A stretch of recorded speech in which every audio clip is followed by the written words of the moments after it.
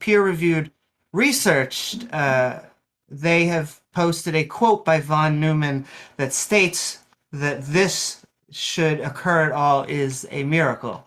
But I also want to go back to the fact that natural machines, it would have been arising for 4.5 billion years, and then just in the past 100,000 years we had humans, and just in the past 1,000 years we had created machines. And so there is no reason to think that anything like our genetic code or our mind or our brain or anything like this has to come from a designer, has to come from a supernatural source, or that it leads to a god. Also, welcome, TJump.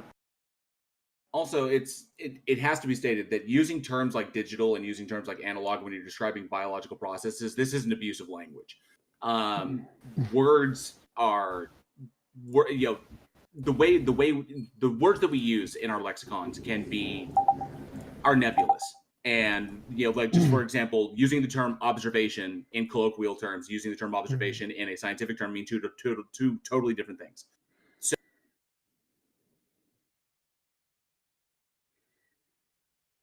like code, like computer code and genetic code, analogous, you're just abusing language there. So that's incorrect, and you should not do that. Testing. So the other big thing is that, like Amy was pointing out, there's discrepancies there in the quotes that you've put out, but you said so much in that response, and you brought up a bunch of other points. There was one particular thing that I wanted to respond to. What the heck did you say? Other than the watchmaker fallacy that you asserted again. You know what? Someone pick it up, because I got to try and remember. Oh, it was one of the early points that you made. Go ahead, TJump, if you had something to say. Well, I didn't come in for any of his opening, but I can pretty much guess what he normally says. Quotes aren't evidence, so it doesn't matter what quotes you present that say miracle in them, unless they have like an actual proof of what miracles are and what is required for a miracle. The fact that they have an intuition that they think a miracle is required isn't evidence, so it doesn't matter what any quote you provide actually says. You need actual evidence. Quotes are not evidence.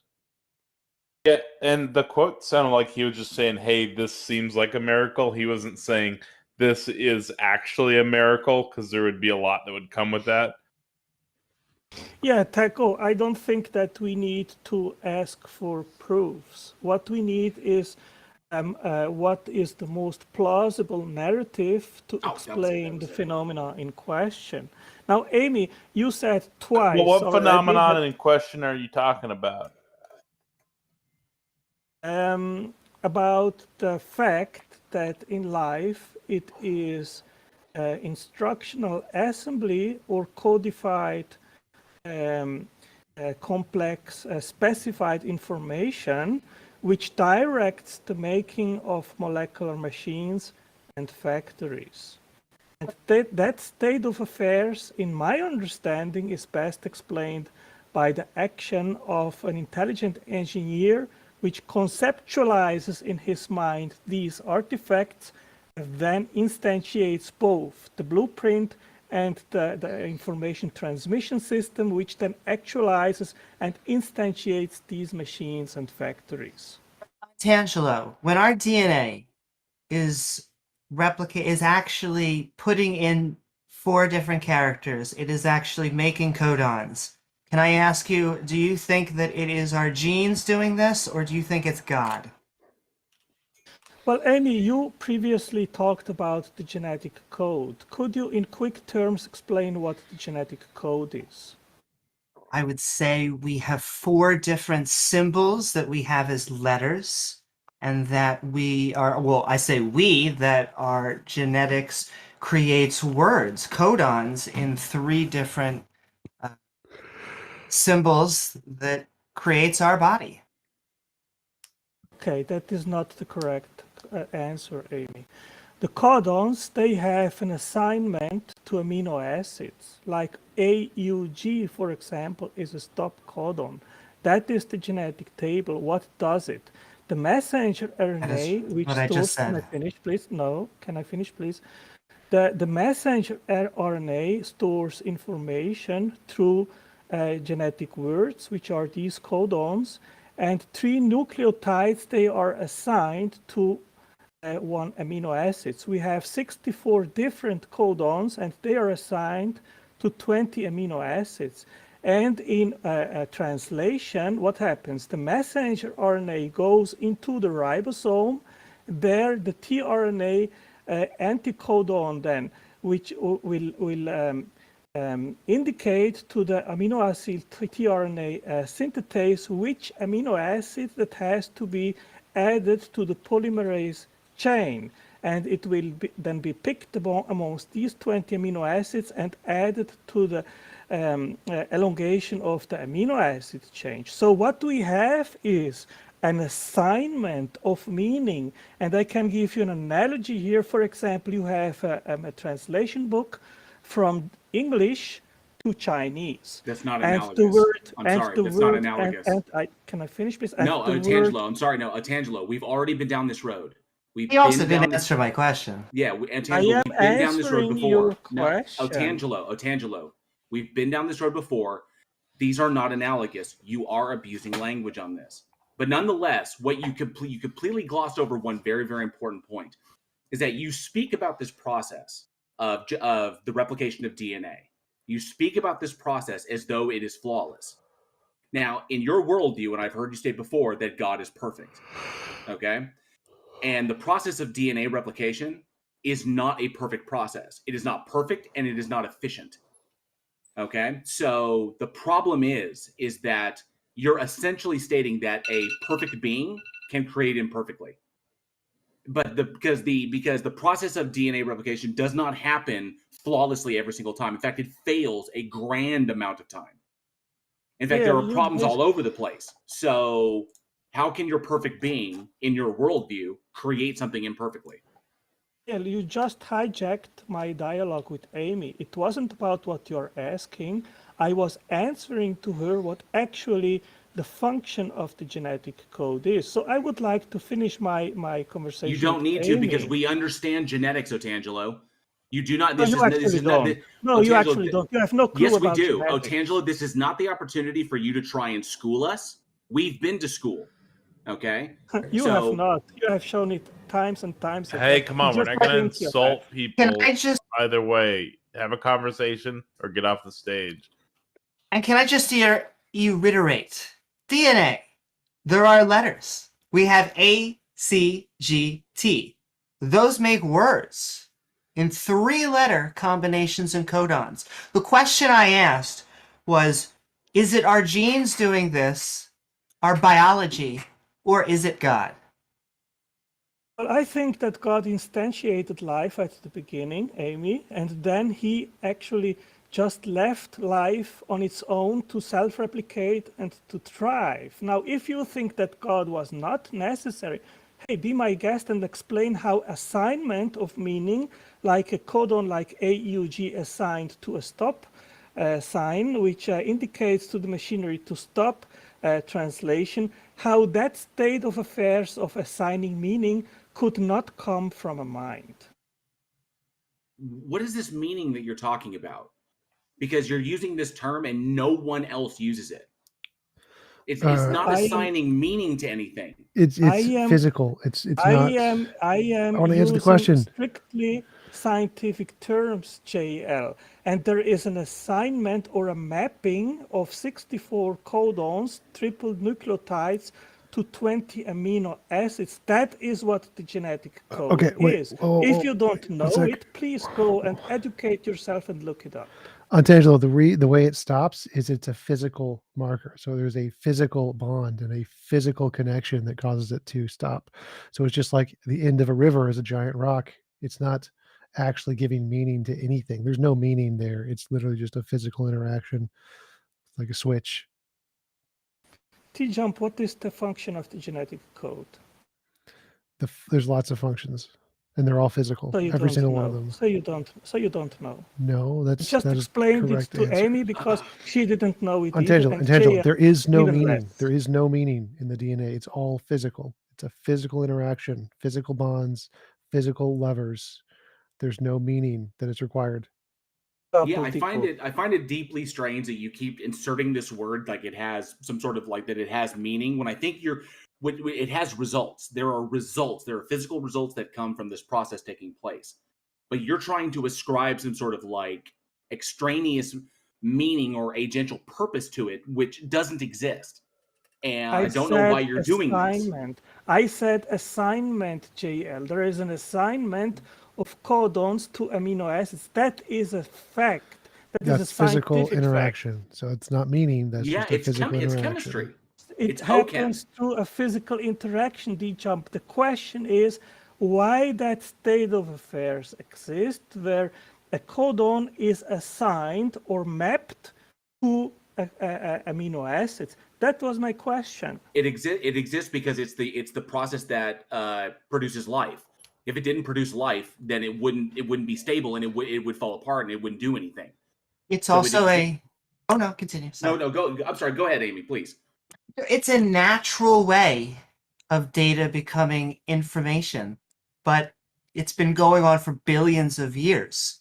We have just become a species that can actually make programming languages. And so I want to know, where is this guy? And I also want to know very specifically, is this what convinced you, Antangelo? Is this why you are a Christian? Amy, when you see a blueprint on the table and you don't know how it was made, and it contains the precise instructions, sizes, materials, shapes, forms, and whatever is needed to make a machine. And you have two options there. Either there was intelligence involved to make that blueprint or there was not. Which of the two options do you think is the most case adequate explanation? In a blueprint that was made by a design creature, it was designed because that's how it's set up. But if you're looking at a clogged river, you have to find out, was it a beaver or did it clog naturally? Right. So we have an analogous situation, Amy, in genes where the sequence of nucleotides directs and instructs the making of a polymer chain of amino acids, which then will become a molecular machines, which are proteins.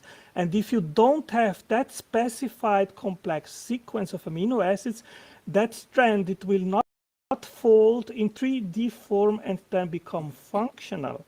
So the question is, where does that specified complex sequence of nucleotides or that information or instructional assembly and operation information come from?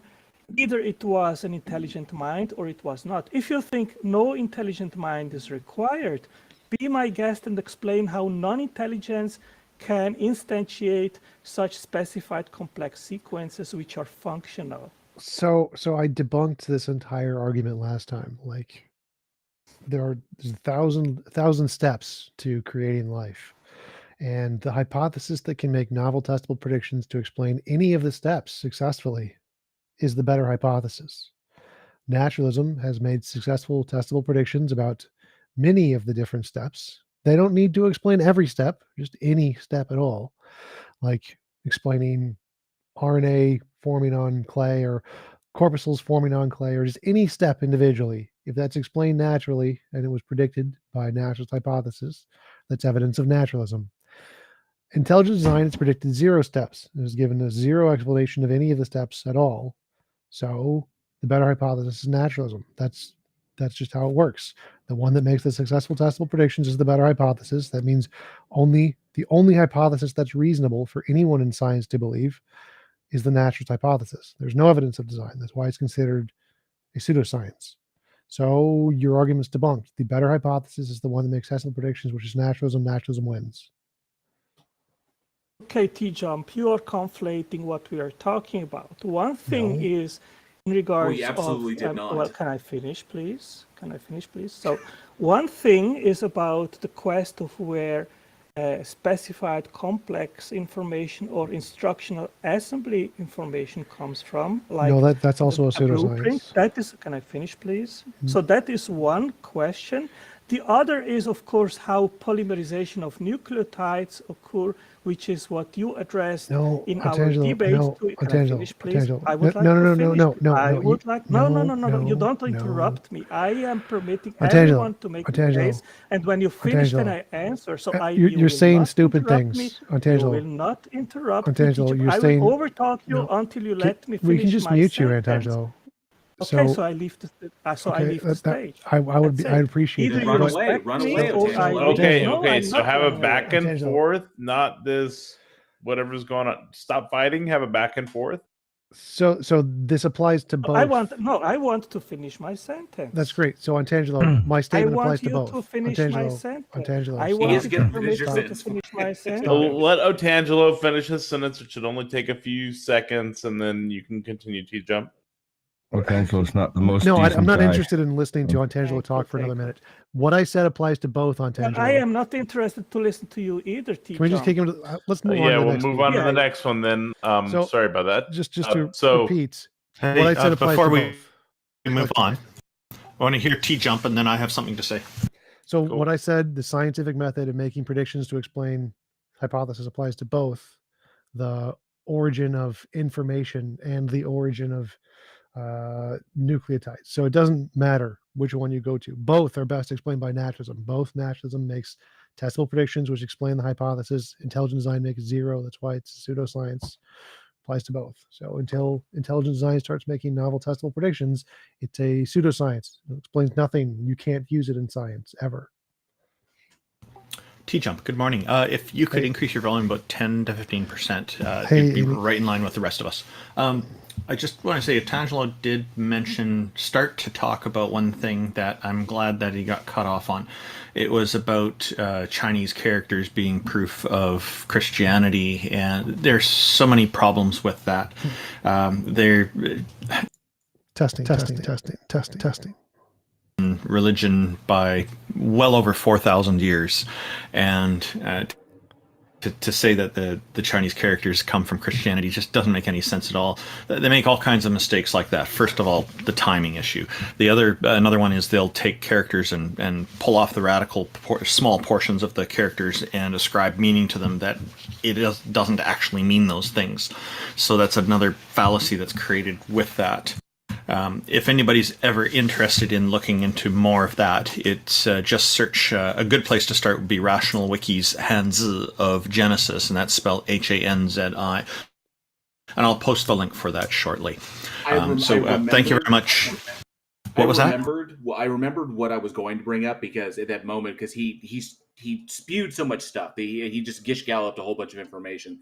But it was at the very, very beginning when I brought up that Francis Collins and the individual that he was quoting, that they pretty much stated their position that it was a matter of faith, and it was a leap of faith, and that reason and logic do not get you to a God, that you have to be willing to go there, make the emotional appeal, and they recognize its fallaciousness. They do. It's completely emotional. And then I brought up faith, and then he said that there's like a reasonable faith. And Otangelo, I don't know if you're still listening, but I wanted to respond to that, and because that was the biggest problem in everything you said is that no, there is no such thing as reasonable faith. There is reasonable confidence and there is reasonable trust. And confidence and trust are sliding scales based upon the evidence. You are conflating confidence/trust with faith. Okay? Faith is by definition irrational. It is not based upon evidence that can be collated, quantified, or tested, or or used to make predictions with. That is not how faith works.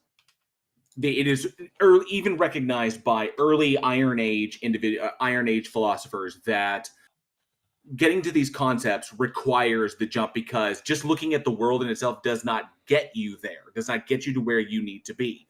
So that was the biggest issue there, is that if you rely upon faith, then you have no argument, because you're essentially stating that you have no evidence to support your claim. And that was the whole point, is to present the evidence that you have. And you immediately ended it when you said, it's faith, because there was no such thing as reasonable faith. So that was all I had.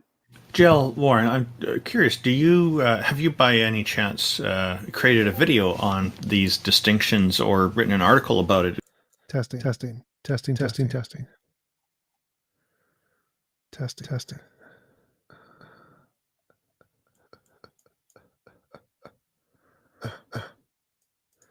Testing.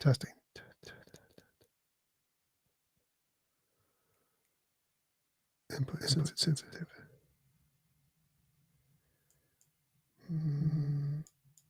Close. Realize that you're putting it in the wrong thing.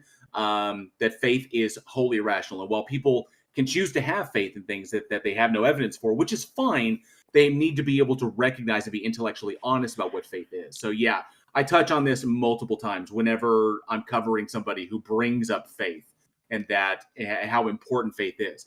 And of course, the biggest issue is that it's about confirmation bias. Essentially, what individuals like Otangelo are stating is that you have to believe in this thing first before you can find evidence for it. Is that I need to be, like they keep saying, like, you need to be open. You need to have an open mind. You need to have an open heart. You need to be able to approach this thing willing to see these things. It's like, well, if you entail that, if God requires that I believe in it first before I can find evidence for it, then that's extremely problematic, that your God would demand that I succumb to confirmation bias to justify my belief in it. And every time we get around to this, it's constantly put forward that your God requires the worst mistakes in human reasoning be made to justify a belief in its existence. Logical fallacies, confirmation bias, emotional appeals, arguments from incredulity, arguments from ignorance. None of this works. And yet your God requires it. Because if we take all of that out, if we say I'm not going to fall prey to this, and our methodology eliminates all of these fallacies and irrational and fallacious reasoning, then we don't get there. So why does this entity, as powerful and as loving as whatever it is, require that we eschew, in his worldview, from Otangelo's worldview, that we eschew all of the gifts of our brains to critically analyze evidence, to come up with methodologies that ensure that they are not biased, that we are doing things correctly and intellectually honest? Why does it require that we eschew all that in favor of the worst things? Why? That makes no sense. It makes no sense, especially if your God is all-knowing and would know that we would run into this problem in the future before it ever even created us. Which is a Ready for question the next speaker. I'm sorry. I'm sorry. Am I boring you, TJump? A little bit. I just wanted to say hello. I was a little bit late. What's up, but, Peter? hey, Amy. Really good to just say see you here.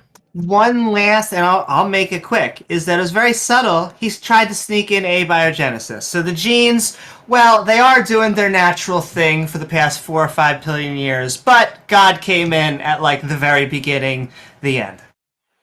And Amy, one quick addition to your question that he didn't answer. He refuses to answer. When you asked him, is this why you believe? No, it's not. And that is the part that he will never want to talk about. It's also really, really weird that, he rejects abiogenesis when he doesn't think that God is living matter. So he thinks that God is some metaphysical brain without a body that exists out there beyond time, space, and reality, and that it created life. Well, technically, abiogenesis is life from non-living matter. So from something, life from non-life. So that technically is abiogenesis, which is weird. And then he says, no, it's not abiogenesis. I reject that. I don't know what his reasoning is. So go ahead on to the next person. Yeah, I so know, but he won't talk about it. Eutychus. Yeah, Eutychus is kind of related to the last 5 minutes you were talking, J.L. Warren. So he was discussing with me in PM's evidence. What is your standard of evidence? I'll let him take over from there. Yeah, it doesn't even need to have a back and forth unless you guys want to, I guess. But just to be clear, like, I'm not an apologist. I usually avoid conversations with people arguing in favor of atheism because those conversations tend to go in like an academic philosophical direction, and that's just not a domain I can really speak fluently in.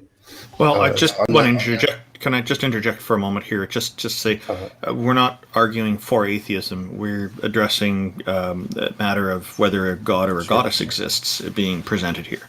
Sure. I'm just saying that in general, I avoid those kinds of conversations. So I'm not like I'm not an apologist in that sense, right? And I'm not. Okay. I see what you're getting at. No problem. I just wanted to clarify that. Okay. Yeah, so I'm not really like trying to argue a point necessarily here. I'm more interested in like clarifying the framework of a discussion like this.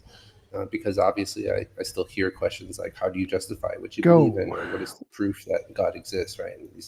And it feels kind of like a trick question to me, because I have no idea what exactly would qualify as evidence for people. I was not raised in a faith, and I was militantly agnostic for nearly 2 decades. And the thing that brought me to Christianity is pretty subtle and based entirely around personal experiences, which I doubt I could ever adequately explain in words to another person, especially not a stranger who knows nothing about me. But I do know that if during that time that I was agnostic, that if like a blinding light appeared to me and spoke to me saying, this is God and this is what you should do, that I would have run, and I would have been convinced that I was going crazy, and I would not have thought that it was God. And I would still be very skeptical of any similar experience now, being a Christian, like that. Just automatically I get red flags if something like that were to happen. So I'm just wondering what exactly would qualify as evidence to any of you, and how would you be able to recognize it if that evidence were to be presented? The same thing that qualifies as evidence in any scientific field.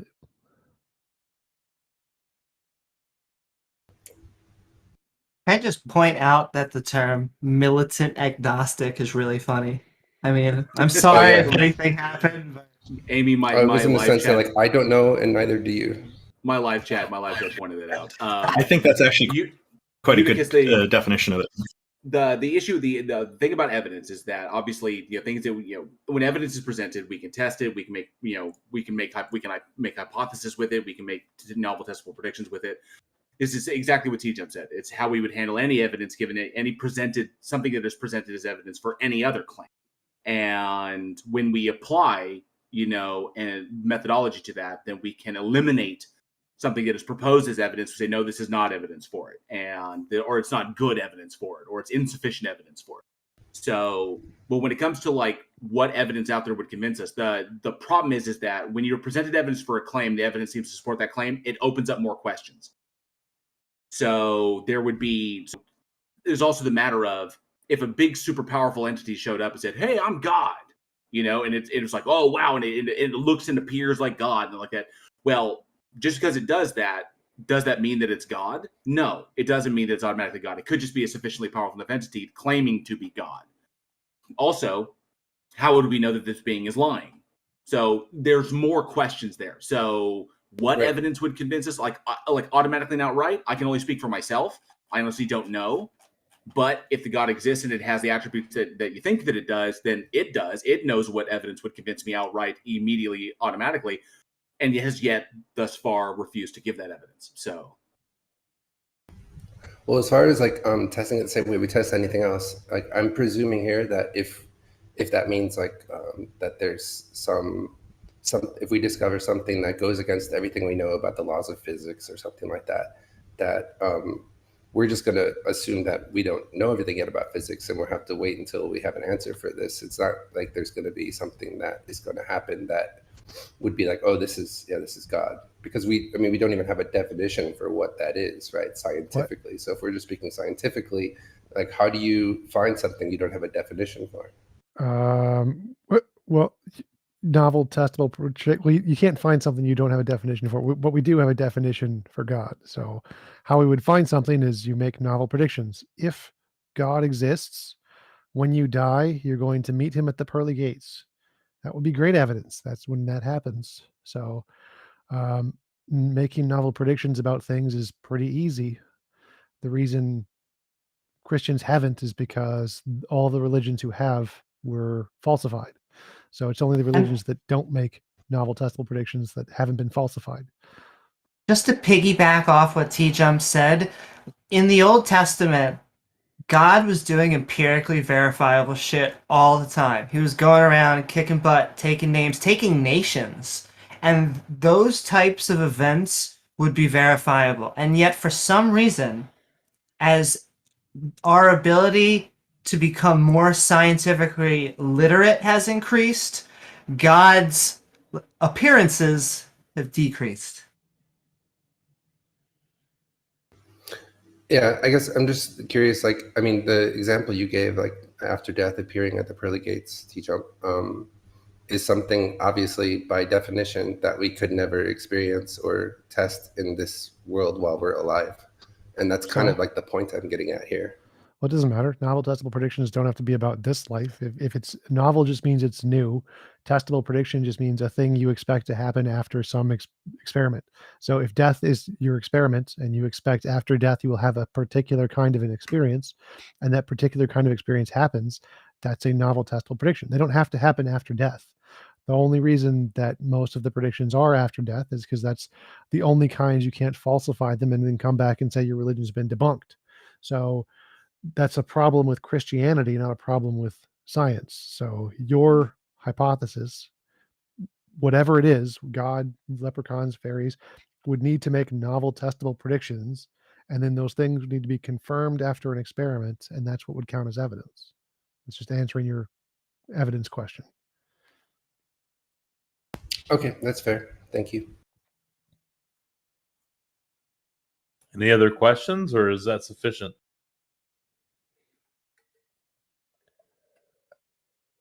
Can I ask what convinced you? Is there some knockout reason that puts you in the theist camp? I think he mentioned personal experience. Beat me to earlier. it. Ah, gotcha.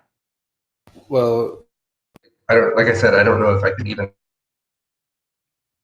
words, but I mean, it was based around the transformation I saw in a person, and I also kind of always like had an intuition that there was order in the universe, and there's a reason for that order.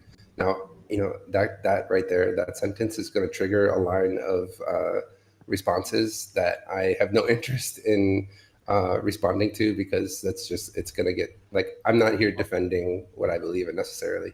I'm just telling you because you asked. One quick question. It's probably not the transformation. I mean, we have Amy here, but it's probably something different. Can I ask what the transformation was? Well, If you don't want to say that's okay too. I mean, it's subtle enough that I don't think I could really explain. I don't think I'm able to do justice to it by trying to explain it. So I don't even want to try. Well, Out of curiosity, before you bounce, but you recognize I mean, as long as if you can recognize the irrationality of that, as far as being intellectually honest, if you can recognize it, then that's cool. Oh yes, I fully embrace the irrationality involved in it, and I would go a step further and say that like I recognize that at the heart of Christianity in particular, there is like a paradox, right, in the idea that God is 100% man and 100% human. That's something that does not align with what we know of as logic, right? And I'm comfortable with that. Yes. So would that, having an intuition and then seeing someone's life be transformed, would that be evidence in any other scientific field as far as you know? Well, this isn't a scientific field, so I don't know what you mean other scientific field. Just any scientific field. Would it, like law, history, biology, it would physics, chemistry? And why? Why do you think that is? Because it's a totally different domain. This is not science here. Well, no. The reason is because those things have been proven false. Like using those as a basis to come to conclusions have gotten it wrong so much. We know we can't trust those as evidence. They have been filtered out in the scientific field. It's not because it's a different field. It's because science tested those things, and we started with those as evidence before science developed, and we realized they didn't work. And so the reason science doesn't accept those is because we know those things are unreliable.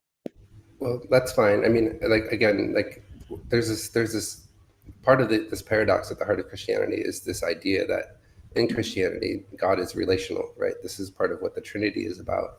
It's about this relationship between persons in the Godhead, and also between the Godhead and humans. And that's just not something that I'm really interested in, like a scientific argument about, because I'm not going to break down my relationship with my wife in that manner either, you know.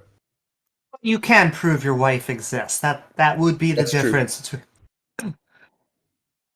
That's true. It's much easier to prove my wife exists to you if I can just take a picture. Yeah, but the question is more like science wants to differentiate. Is it real or imaginary? So if you have a relationship with your wife versus a relationship with an imaginary friend, What are the differences between these two things? And with a wife, we can make novel predictions and confirm them, like taking pictures.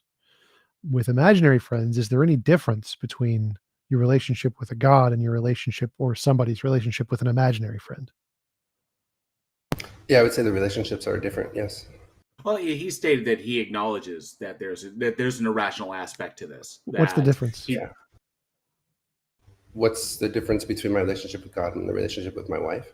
No, No, an like, imaginary friend. yeah. So say you have a relationship with God and somebody else has a relationship with an imaginary friend. What is the difference between those two? Oh, I don't know. I suppose it would depend on the imaginary friend.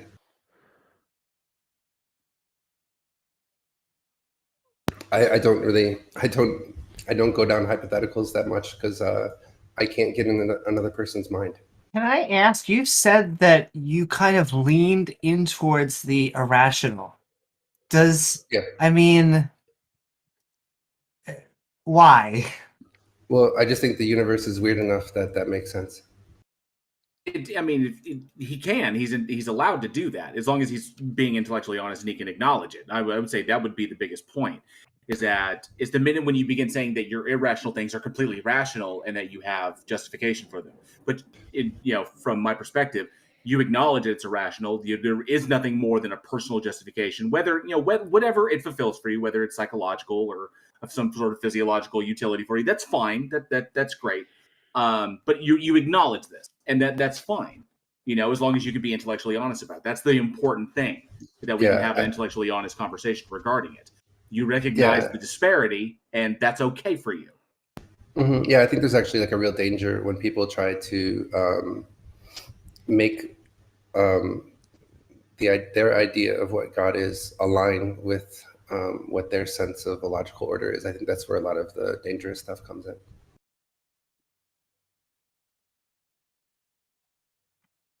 I would also, and like I said, Taco, or if anyone else, if I'm overstepping time, but I kind of just want to know and press on like the whole Christianity thing, because from one aspect, you almost sound very deist, but you have a personal relationship with Jesus, and I always want to know, do you believe, and tell me if this is a straw man, in ritual human sacrifice is a good thing? Ritual human sacrifice is a good thing. Yes. No, I don't think it's a good thing. Okay. How is what Jesus did any different than ritual human sacrifice? Well, Jesus is not a human person. Jesus is a divine person. Okay, so you're right. Let me steel man the phrase. Person sacrifice, not human sacrifice. Or how do you think ritual God sacrifice is moral? Well, or how about blood magic moral. rituals, like blood magic rituals, stuff like that? I think you know the answer to that. And as far as like whether God's sacrifice is moral, I don't even know how to approach that question. Well, because I view it as immoral. I would take that position. I view the Jesus sacrifice as immoral. Any God that would kill his son is an immoral God. I would take it as logically contradictory, is that any entity that claims that it is omnibenevolent or that it is all-loving and is all-powerful has the ability to affect change and operate in a manner that comports with omnibenevolence, and that murder, even no matter how you justify it, killing something when you don't have to kill something is logically contradictory. God has the power to do things a particular way. That comports with its supposed attributes, and it for some reason refuses to do this, which is just ridiculous. Because if you're all loving and you're all powerful and you know everything, then you don't need to kill anyone in order to affect any kind of change. You could just affect that change because you have the power to do so. So without violating free will. But God doesn't apparently do this. So God doesn't operate on these terms. It operates in decidedly human terms, which is weird. Yeah, well, I mean, offering up like a succinct explanation of the atonement is something I wasn't prepared to do right now. And I don't think that's really what this stage is for either. So I'll just leave it at that, because it is something that there is an explanation for, but it would take a while to break down, and I did not come here with that in mind. I just wanted to drop one thing off and see your guys' answer to that. Well, thank you. Perhaps we could go through that in a future stage. If you find that things are quiet, feel free to join us again. Sure. Pleasure. Thank you. Send Thank in you. love. Thank you for coming up. So this next one is kind of interesting. Does anybody have anything they want to say about that one? No, I think pretty much got Cool. to a good place there. He recognizes he's intellectually honest about his position. I can't really complain about that. He recognizes what it is, and as long as he recognizes the reality of it, there's always the opportunity for change or the opportunity for growth. So I got to give him that. So this next one is Call Me Need. They were telling me that there has to be a god or paranormal or something. They're not quite sure what. They're an atheist, so that's an interesting position. So I figured we'd let them talk. What's going on? So I'm trying to say here that what do you guys mean by guys convince us that a God exists? I can convince you that there's someone or something at least that has a hand in a lot of things in this world. A lot of things that can never make sense. A lot of things like science and scientists can never explain. Paranormal activities, extremely weird coincidences. We have to believe that there has to be something or someone who controls and has an effect on this world that we can't see or directly feel. It's just like Gravity. signs and things Okay. everywhere. Just there has to be something, You did ask a question, and so I guess kind of what we're looking for in a deity is something that would be a superhuman being or supernatural being or spirit of some sort that has some kind of power over nature and human fortunes, like a deity. The latitude of the pyramids of Giza match the same exact speed of light. How can you explain that? Say that again. Can you say that The again? latitude of the pyramids of Giza, they match the exact speed of light. The What? can Google latitude that. of the pyramids of Giza match the speed of light? Yeah, the exact speed of light. You can Google that.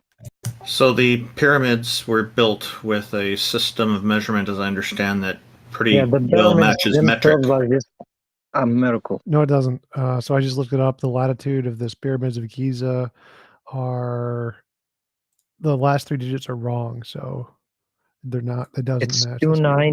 29.9. I can send the pictures. No, I'll send them I'm for you, literally guys. looking at it right now. So the last three Yeah, digits me are too. wrong. I'm So the looking speed at of them light, too. speed of light is 299,792,458. The latitude of That's Giza. which is So the same as wait. Latitude of Giza is 299,792,311. So it's missing three digits.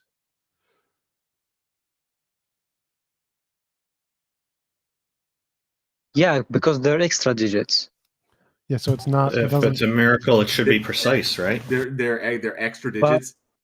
the latitude is just So I don't know how to explain that. the just- latitude 299,792. It can't be more than that. You understand me? Stop. The latitude 299,792 goes the entire way around the world. So there's literally thousands of miles of things that all match that latitude. Like just Google latitude 299. I don't Find understand other what that buildings. There are tens of thousands of buildings that all have the exact same latitude. Yeah, but why the pyramids? Isn't that a coincidence? Yes, it's a coincidence, just like every other building that's on the exact same latitude. And you think it just doesn't mean anything? No, because literally there are tens of thousands of buildings on that latitude. Why is Uncle Bob's house on latitude 299,792? Why did the designers of Uncle Bob's house plan this? Is this a message from God that they Pyramids wanted to put were it? built million years ago. It doesn't and matter when it was built. nobody knows Uncle how Bob from they were 3,000 years built. ago. Why is Uncle Bob's house from 3,000 years ago on the latitude 299,792?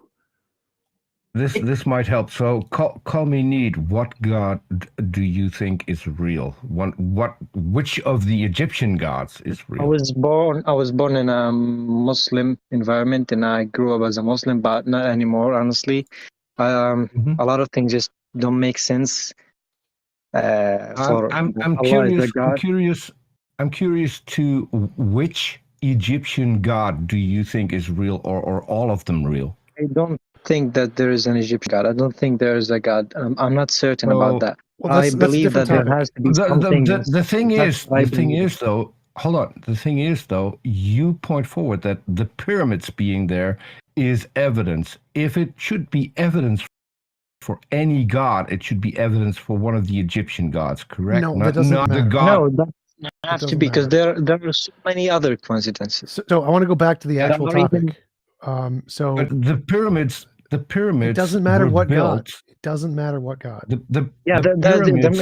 it might not be a God, even some kind of power. I don't know. I don't believe that there's a God myself, but I believe that there has to be something or someone. That's what I believe in. I was What were you trying to saying? get That's- something that out. cannot Do you always know? explain Do you know everything. what? Do you know why they built the pyramids? What the pyramids stand for? To bury their kings, I believe. I don't know. I'm not sure, No. and I don't care honestly. They are Oh a my God. pathway to gods. So There are so if many you stories think, about that. I believe. I agree, but if you think there are evidence, shouldn't they be evidence for the gods that they are a pathway No. to? No, it doesn't matter. How Really about relevant. that? So I- I want to go. I want to go back to the actual argument. TJump, please let me ask my question. I never interrupt you, so why are you interrupting me? I answered your question. Your question does not logically I follow. didn't ask you a question to answer. Oh, it I'm doesn't matter. asking Oh my God. the guest. I'm Peter. asking. I do not need any correction from you, TJump. Peter, your question has no logical intent. TJump, I do not need any correction You from do. you in You my do. line of questioning. You do. Taco, can you deal with this? Come on, guys, one at a time. Don't. If Peter's asking him a question, just let him ask a question. Everybody has the right to ask questions. We're all here for quite a few hours. Well, I was actually in a line Yeah. of question, and Peter interrupted. So I was wanting to talk about the latitude Oh, longitude sorry, thing, which is what he you were brought up. done. I'll mute. No problem. So the latitude longitude thing. One, none of the specific pyramids have a latitude or longitude on the speed of light. The Giza one has 299,773. The Sphinx has 299,753. The Pyramid of Khufu has 299,759. But if you just go to a map of the world and you type in that latitude, and you can see a big line, it goes all the way around the planet, and you can just zoom in to literally any country you want on that line and find someone's house at any time in history. Does the fact that that person's house being on that latitude indicate anything at all? Are you saying that every house has a latitude of 299? Every latitude in that line, so latitude and longitude are lines, they parallel up and down and left and right all the way the world around the planet, right? Oh, I got it.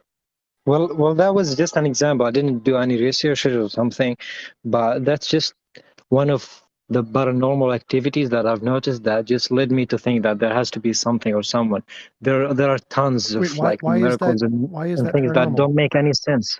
Why That is that? science can never explain. Why is that paranormal? Again, there is a line, the latitude line 299,792 goes the entire way around the planet.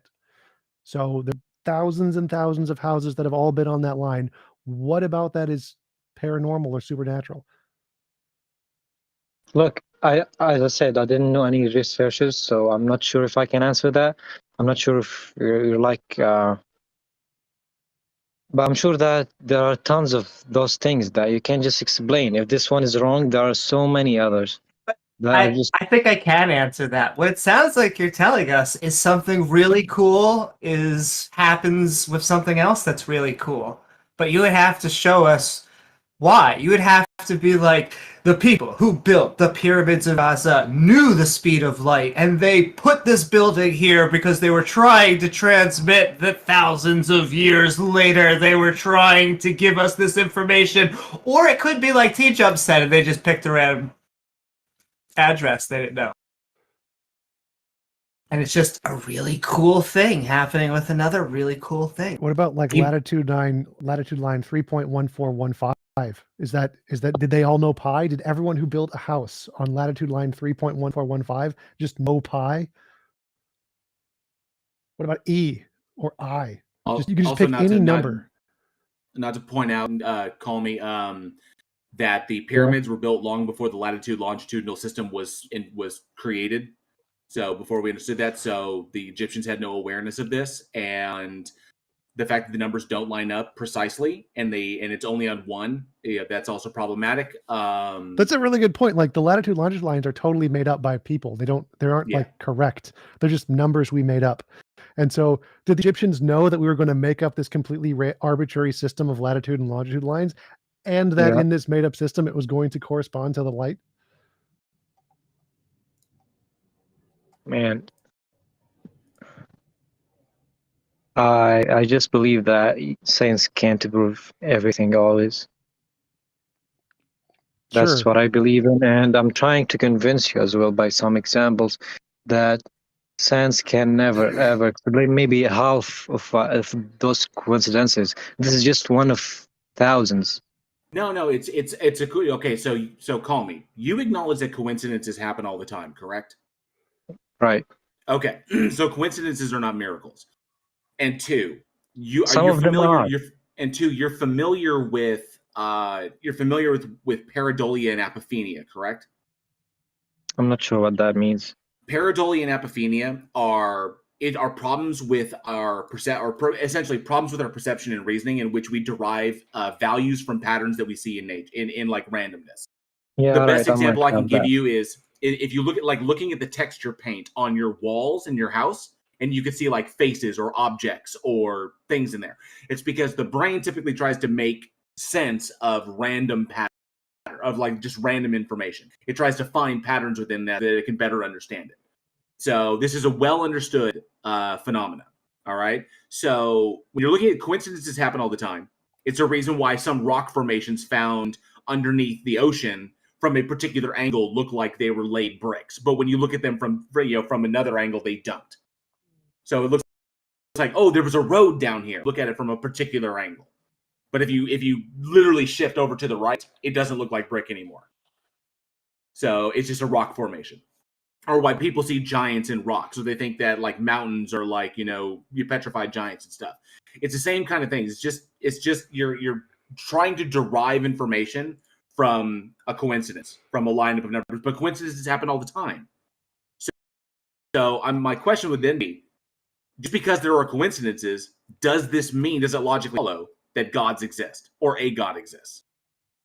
Some coincidences really just, I don't know how to explain the power of the feeling that I had sometimes that just led me to 100% believe that there has to be something or someone. And I'm sure that each one of you guys has went through something that made him believe that, oh, wow, what is that? It doesn't make any sense, and that there has to be something or someone. And the thing is, it might be explainable, or like, okay, you found some scientific explanation for this or that, but a lot of really big, weird things that science can never 100% explain them.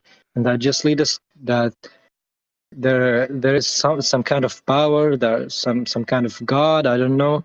Well, call me. Why wouldn't I just say no? If I could come up with a scientific explanation for a coincidence and I can understand it completely, then that's fine.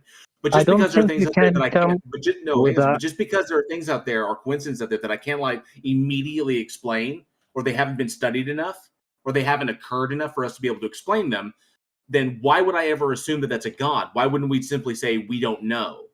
I believe that there are a lot of coincidences that you can never come with an explanation for. You can Google that. There are tons of them. That's fine, but that doesn't answer my question. That it's fine that we may never come up with an explanation. Yeah, and those coincidences just lead us to believe that there has to be something. No, it doesn't. No, it doesn't. It just says all you can derive from that is that we just don't know. Well, You can I ask adding you? in you adding in an answer where we don't have an answer doesn't follow. Homie, can you give us your best coincidence? Like the one that is just like the knockout. I'm not sure if I can. Um, I'm not sure really. You can guys Google that. There are tons of them. Well, I think it comes down to Like it. The if you coincidences just are not a type, reason to if you just coincidences, type, even ones we cannot explain, are not a reason to believe in a God. Because it does not follow that gods exist because coincidences occur. Or the paranormal. Because I Or believe even the paranormal, yeah. And at most, it might get you. At most, you could propose deism because it's unfalsifiable. But when you're choosing specific gods, then you get into more problematic territory. So it doesn't even get you to that point. So I think it's just an emotional appeal. I think you yourself said so that it was an emotional appeal. That you have this intuition, you have this feeling, and that this is the best answer for you to stick this answer in this slot. It's like, oh, we don't know. We may never know. Therefore, God. Yeah, that doesn't follow, dude. I'm sorry. yeah, that's okay. I understand, guys. Thank you for having me. sending you coming out. love. What? Thank you for coming on. Thanks, bud. Everyone said thank you at the same time. Sorry. Oh, It was shit. paranormal coincidence. Amy's apologizing like a Canadian here. All right, so Oh, I'm sorry, eh? so Holy Relic was wanting to talk about God's properties, which I really am looking forward to hearing about. Hey, Holy Relic, you there? Hello. Hi. Oh, so you want? Hello. So can I start now? So Yeah. I guess which God and what are the properties? Okay, I guess I would just ascribe to like the Christian God, and the properties that I'm referring to are, I guess the moral properties that he also, because he's perfectly moral as well. Because a lot of times when you bring up things that should be logically possible, like he should be able to like atone for our sins without like a human sacrifice. It seems like that would be that didn't make much sense to much people, but I think that the only thing I'm going to say, and I'll leave it at this, is that there is a moral property and I guess a moral world to the way things are done, so that God can't do everything, and I think that he does have limitations by definition, and because he has to abide by a moral framework. For instance, like he couldn't do an immoral thing, for instance. So if it would be immoral for him to, I guess, forgive sins within a way that wasn't sacrificing his son, then he couldn't do that. Well, are you stating implicitly that God is morally perfect? Yes. Then how So can that- okay? So, but there's a logical contradiction there because if a morally perfect being would not be able to create beings that are morally imperfect or beings that are capable of being corrupted, Why do you think that? because that's the attribute of perfection. Is that perfection cannot create imperfection? That if you were if something that is perfect creates something that is imperfect or something that can't. When something is corruptible, it is not perfect. That means there's a flaw in it. If things are designed, and if you can corrupt the system, then the system is not perfect. Okay. So if God created human beings and human beings are corruptible, if you were by your worldview, and God is morally perfect, this is a logical contradiction because a morally perfect being cannot create things that are morally imperfect or capable of becoming morally imperfect. I actually understand where you're coming from. That's a really good point, but I just don't see personally how that follows, because I think that in order to be morally perfect, you have to be a god, and I think that the fact I guess I would have to just go to the common like free will type thing, right? I don't think that creating free I think the alternative would be like us being like the wind, not having any choice, not like anything. I think this is also a little bit beyond our understanding. So like in order to be able to conceptualize like what a human that would be like that would have free will but also be perfect at the same time, it just doesn't seem like it fits for me. I Do don't you know. mind if I ask you just a few questions on that perfect Okay. concept? Yep. Of course. So you said God can't do immoral things. Can I ask, has that always been, or is that like post Old Testament? I guess it would be since I guess yeah, it would be all the time. It would be an ever present. Like he's outside of time actually, but yeah, it'd be like at every given moment, I guess. So let's just take that down then and go to Yep. Noah. All right. Okay. God decides Sorry. to drown. No, I mean everybody, basically everybody, right? There's a single family, but if this was a horror film, it would be everybody. So Isn't how do that I justify immoral? that? Well, I guess I would have to know all the surrounding circumstances. Like, it's supposed to be described in the Bible. Well, there's like two implicit assumptions here. Like one of them would be that God killing anyone would be a bad thing necessarily, which I don't Yeah. agree with. Um, another thing would be the circumstances in which he chose to like make that decision would be like unjustified. For instance, like I think that you can play the game both ways. Like if someone, because like the idea was at the time like a lot of the people were very immoral and they were like um going away from God's I guess covenant. But What about the babies? There are a bunch of wait, babies. can I finish this point? Can I finish this point and then we can go on to the babies? Sure. So I think that if so let's say someone was violating God's covenant or whatever, and they were killing people, they were killing hundreds of thousands of people, right? And then I feel like you have like this type of inner something inside of you that says like he shouldn't be allowing this guy to be continuing living just committing this much evil. God should have been able to stop this person killing hundreds of thousands. So I feel like you can play the game both ways. Like if the society at this point was evil to the extent where like it was pretty much beyond repair and he wanted to cleanse the earth in that way so that there would be possibility of virtuousness and I guess his will being fulfilled in the long term, then he would do that as a morally perfect and all-knowing agent. I don't know if that answers your question sufficiently. So I have another question or two, but it's leading where TJump is, so I think I'm going to hand it off to him. So was it moral for God to drown the babies? Were the babies killing anybody? Did the babies do anything immoral there? Okay. So that's a really good question. I like that question too because that also goes into like another point where they talk about like how what was it, the Passover where God killed the firstborns of the like the Egyptians, right? Um, and like as a punishment for like the Egyptians not letting his people go. Yeah, and he And sent the bears to kill the yeah, 40 kids, and he killed yeah, Jacob's exactly. daughter. He's killed lots of children. That's those are all really good questions, and I can't pretend that I can corroborate every single one of them, or even sufficiently one of them. But I guess the way I would view something like that is that I guess that just because I don't necessarily understand the mechanism on why that would be like morally permissible, I would just have to plead that this would be I think what you're getting at, this would be like an undercutting argument for God. Like I don't think this is a defeater for him because you could always plead the fact that it sounds like a cop out, but you can always plead the fact that there's some like unknown circumstance or unknown something in the moral realm that we can't see that that would justify such a thing since we have imperfect knowledge. But like I think the whole point, I think this is just like not getting to the heart of the issue because all of these arguments you're speaking of are kind of like undercutting defeaters and not just like complete. Well, the knockout big argument. the big defeater on this is that you've stated that God is morally perfect. God has always been morally perfect and always will be. The problem is that you also gave other attributes there. You said God is all powerful, that essentially God can perform any action that is logically contradictory, and that God is all knowing, that God possesses all true propositions.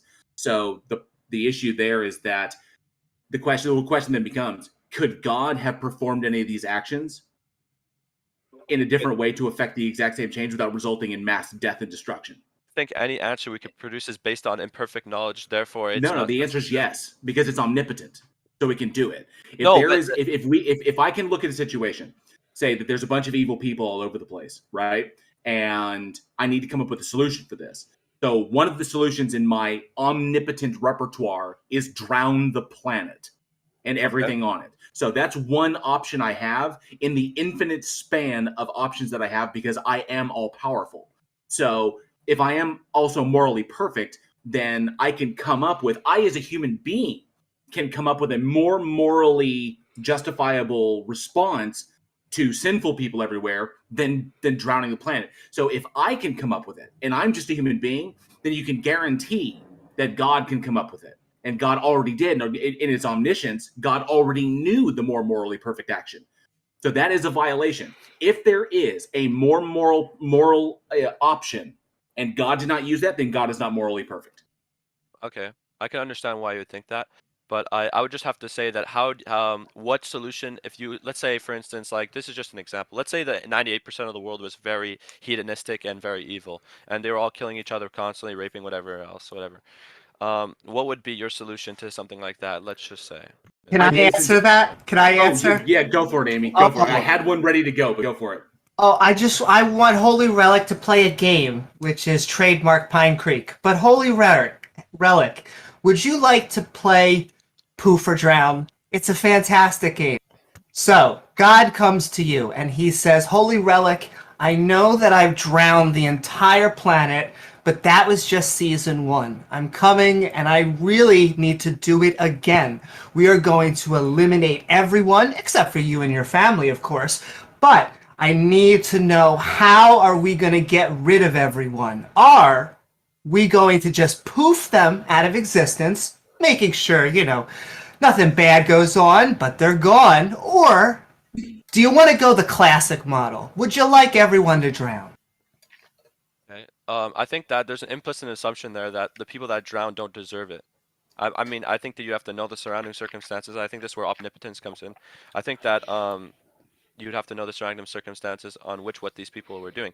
For instance, like if I saw like a child rapist or whatever, I think that person deserves to drown. I think that they're terrible people and they deserve punishment. I mean, if everyone was like that at the time, I could understand that type of judgment being cast. Well, that's what's problematic, is that if you're the God, right, and you're all loving and you're morally perfect, then even though that person may have done something totally atrocious, like he was, like he preyed upon children, just blinking them out of existence, Thanos style, would be more morally perfect, would be the more moral option than the agony of drowning to death. Because ultimately the end goal is the same. They're removed from the system. So, but the thing is morally perfect. So it would understand that it's not going to, it's going to die. I'm not trying to teach it anything. I'm trying to teach the survivor something. So the circumstances of their death doesn't matter, because they're not going to learn anything from it because they're dead. So I'm a morally perfect agent, so I'll just blink them out of existence. Poof, they're gone. I snap my fingers and end their history. And now all that's left is Noah. That's the more morally perfect option. And in response to what you said, what would be mine? Mine would be, if I was this entity, I would reveal myself to everyone on the planet simultaneously, because I have the power to do that. I would not remove their free will and say, you have this option, I exist. You can choose to follow me or you can choose to not, because I'm giving you the option to do so. And it's going to be it's going to be a legitimate option, because there's no punishment if you choose not to. I'm giving you the option to do so, but you don't have to. So it's a legitimate. I'm not putting a metaphysical gun to your head saying that there's a hell or damnation or punishment. You just won't follow me, which is great. Okay, but it's totally your choice. And that's it. I would give them the option. I wouldn't try to bait them. I wouldn't try to manipulate them with like, oh, there's a heaven. I wouldn't try to sell them. I just give them the choice. I'm here. I created everything. Here's the knowledge you need. I don't require faith to exist because I'm freaking God, but I'm going to give you a choice to follow me or not. It's totally up to you. Okay. No punishment if you don't. Nothing grand if you do.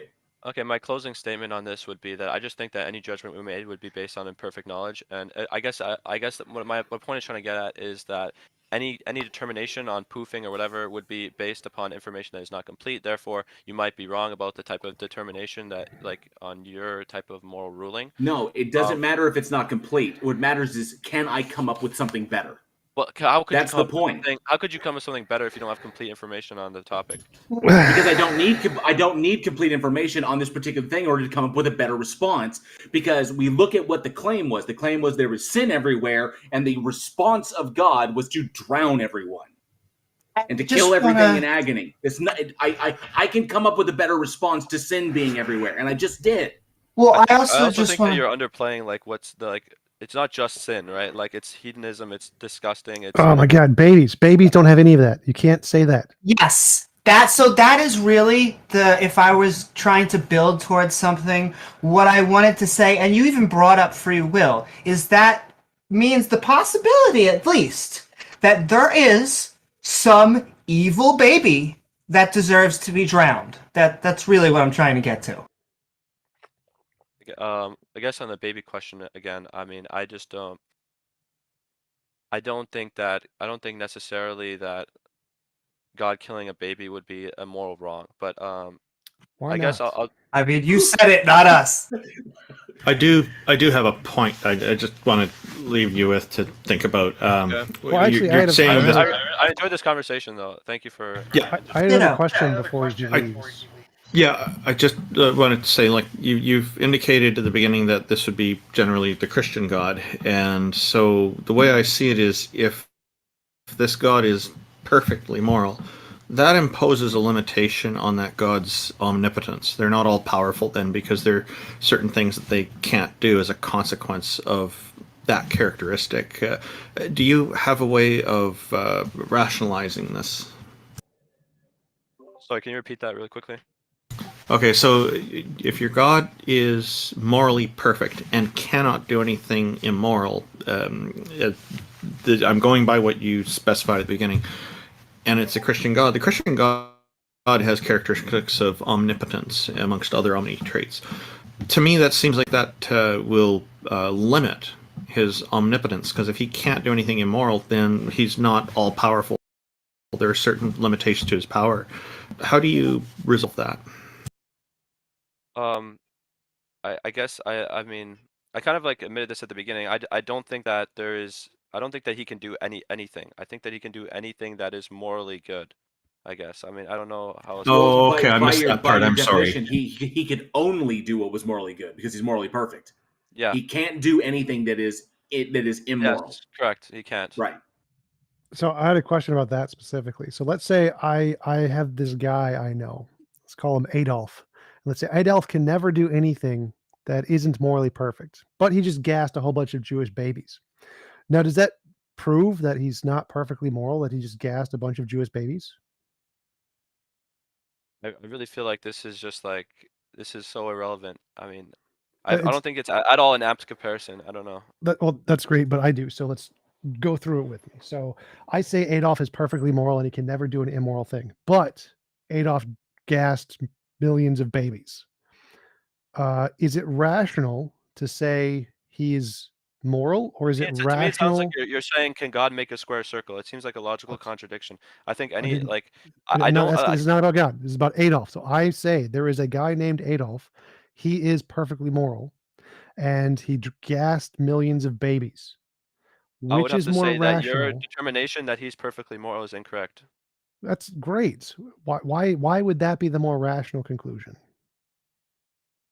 Because there is already an inherent like morality that's been instilled in all of us that contradicts your idea of morality that is in Adolf. Right. So the fact that he killed millions of babies means he's immoral, right? Yes.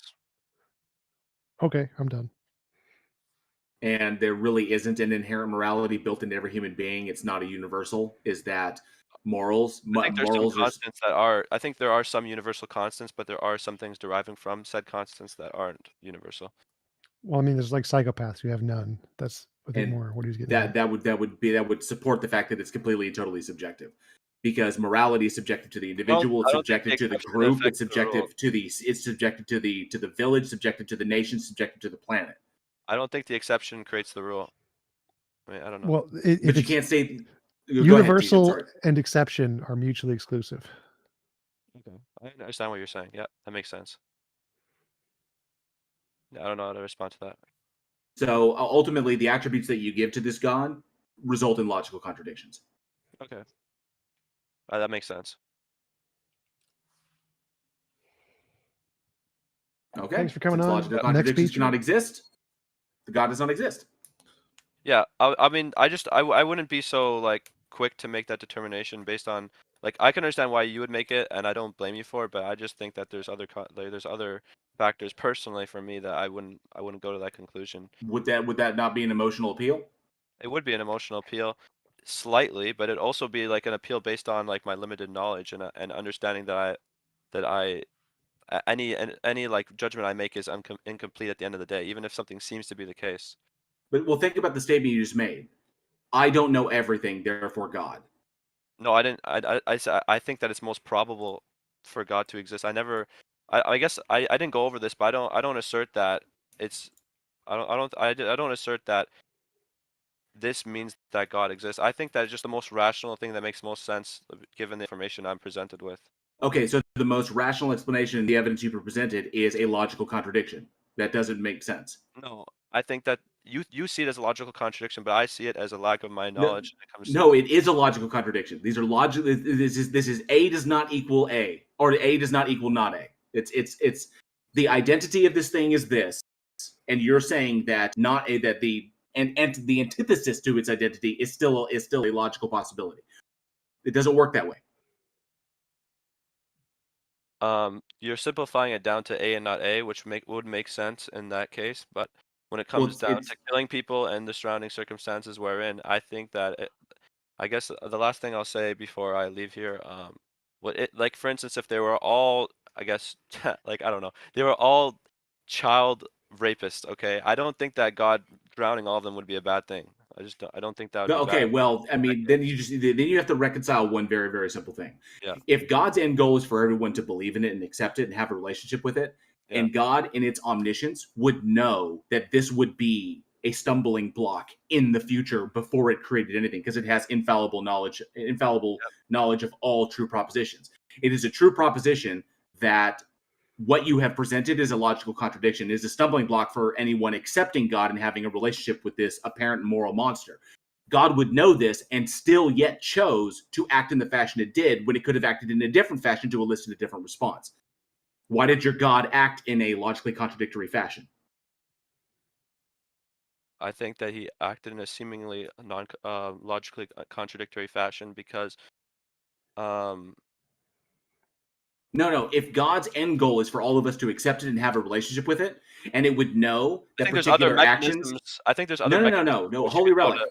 If God in its omniscience wants to have a relationship with everyone and wants everyone to accept it and believe in it, but God would also know infallibly that in the future, its actions would be seen as immoral, which would create a logical contradiction, which would justify people not accepting it, not believing in it.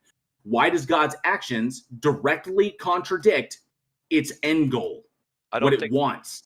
Another thing is I don't think that not knowing one thing about it, I don't have an answer for that. You're right. I don't have an answer for that. But just like you don't have an answer for the beginning of the universe, I don't have an answer. Sure, I do.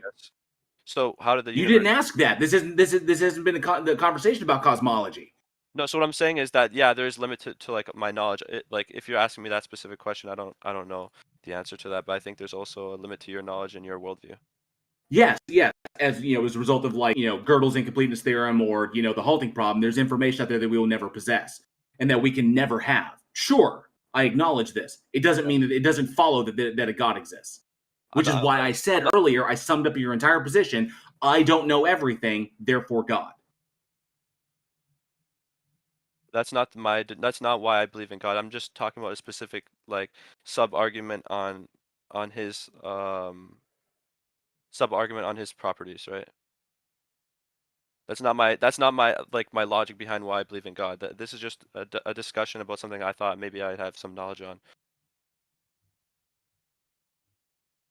Why do you believe in God then? Because we're trying to be convinced here, right? Yeah, I'm sorry about that. But I wanted just to talk about that specifically because a topic that was brought up. Because you want an argument specifically for God, I'm sorry I brought that up if that wasn't relevant to this discussion. It's like something presented that doesn't require fallacies to. No, I just wanted to discuss. I wanted to discuss this part of theology. I didn't necessarily want to convince you, so I guess that's my fault. Well, and that's fine to at least try and convince us of an argument, but I still would love to know, is there something, what convinces you to wake up every day and think that Jesus is your Lord and Savior? I think it's very, very much an intuition. Emotional appeal. Yeah, I don't think all emotional appeals are built equal, but yeah, I'd say so. No, they're not all built equal, but they are all fallacious. Okay, I got you. Another thing, just one thing I'll bring up really quickly. Do you think that all of the historical evidence for his resurrection is bollocks? I'm sure you do, right? So there is no historical evidence for the resurrection. Okay, so can you walk me through some of that? Some of the nothing. Yeah, some of the nothing. Like so, like some of the claims, like for instance, the empty tomb. Do you know about that? Do you have a historian that makes any claims about Jesus' resurrection? Because I'd love to hear Yeah, a the only story, historian that says something about that. the That'd be only interesting. the only story about it is in the Bible, and you can't use the source of the claim to prove the claim. Well, so more specifically, It's also history like and other. law don't accept testimony for things that have no empirical basis. So miracles, magic, mythical creatures, paranormal, supernatural, UFOs, none of those are supportable by historical testimony. There's no historical document that we accept any of those things in any of them. So like Pliny the Younger, Pliny the Elder, they wrote about the origin of Rome and how Rome was founded by Romulus and Remus and they were raised by a wolf. No historian accepts that. It's in a historical document from an actual historian of the time period, but we don't accept it as true. So history as a field is not allowed to accept any miracles, magic, mythical creatures, paranormal, supernatural, UFOs based on testimony. You'd need some kind of actual empirical evidence that those things are actually possible before historical testimony counts as evidence for any of those things. Okay. What amount of martyrs would like let's say if Zero. there's there could be an infinite amount of people and infinite coincidence that you would still chalk up to naturalism or a mass psychosis. Need Yes. a martyr count. Yeah, That yeah. seems- The that seems- number that seems like number a of bit martyrs is irrational, irrelevant. Well, it would be irrational to say that something is true because a bunch of people are willing to die for it. The fact that people are willing to die for it doesn't increase the probability it's true, no matter how many people are willing to die for it.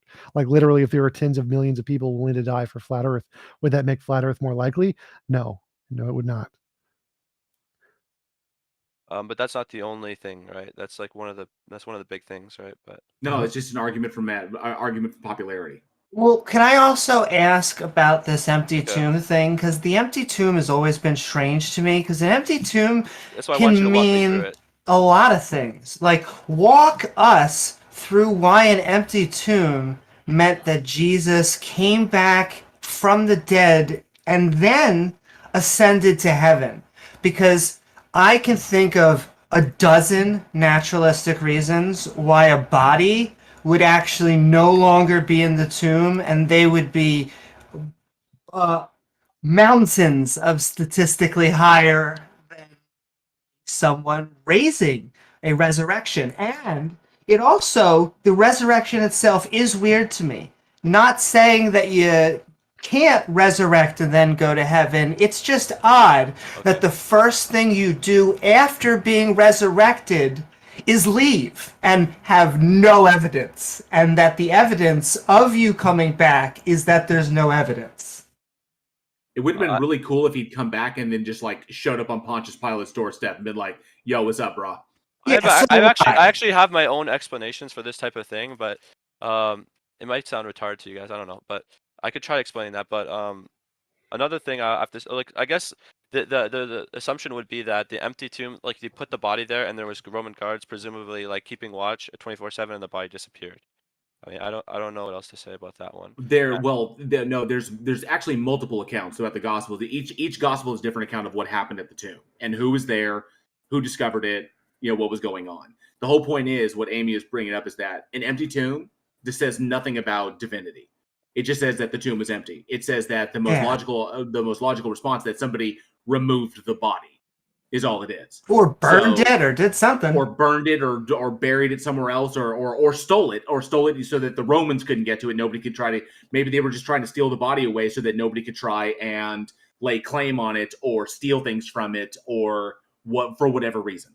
There's a number of reasons why a body would disappear because humans have been stealing corpses for a long, long time. To try and keep them out of other people's hands, try to give them appropriate burial rites, whatever. It says it does not logically follow. Divinity does not logically follow from an empty tomb. Not to mention, there is no historical account of the resurrection outside of the Bible.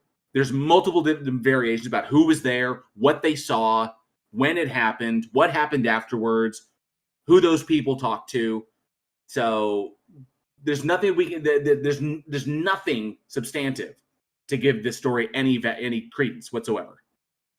So the idea of the martyrs is that if you could prove that they had no, because martyrs in and of themselves wouldn't be. I'm gonna go back to the point you're saying, but martyrs in and of themselves, because I saw someone comment this. wouldn't be proof of anything, right?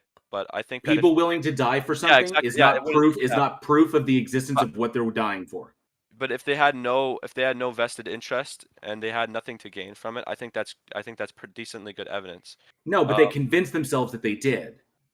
No, but if they were, I actually did a live stream on this where we broke down every single one of the martyrs, listened to the book, and explain how. Can you send that to me? That'd be really interesting because I'm not someone who just like is closed-minded about these types of things. I loved learning about it. And Wait, why? Why do you think that whether or not they genuinely believed matters to the truth of the statement? Like what?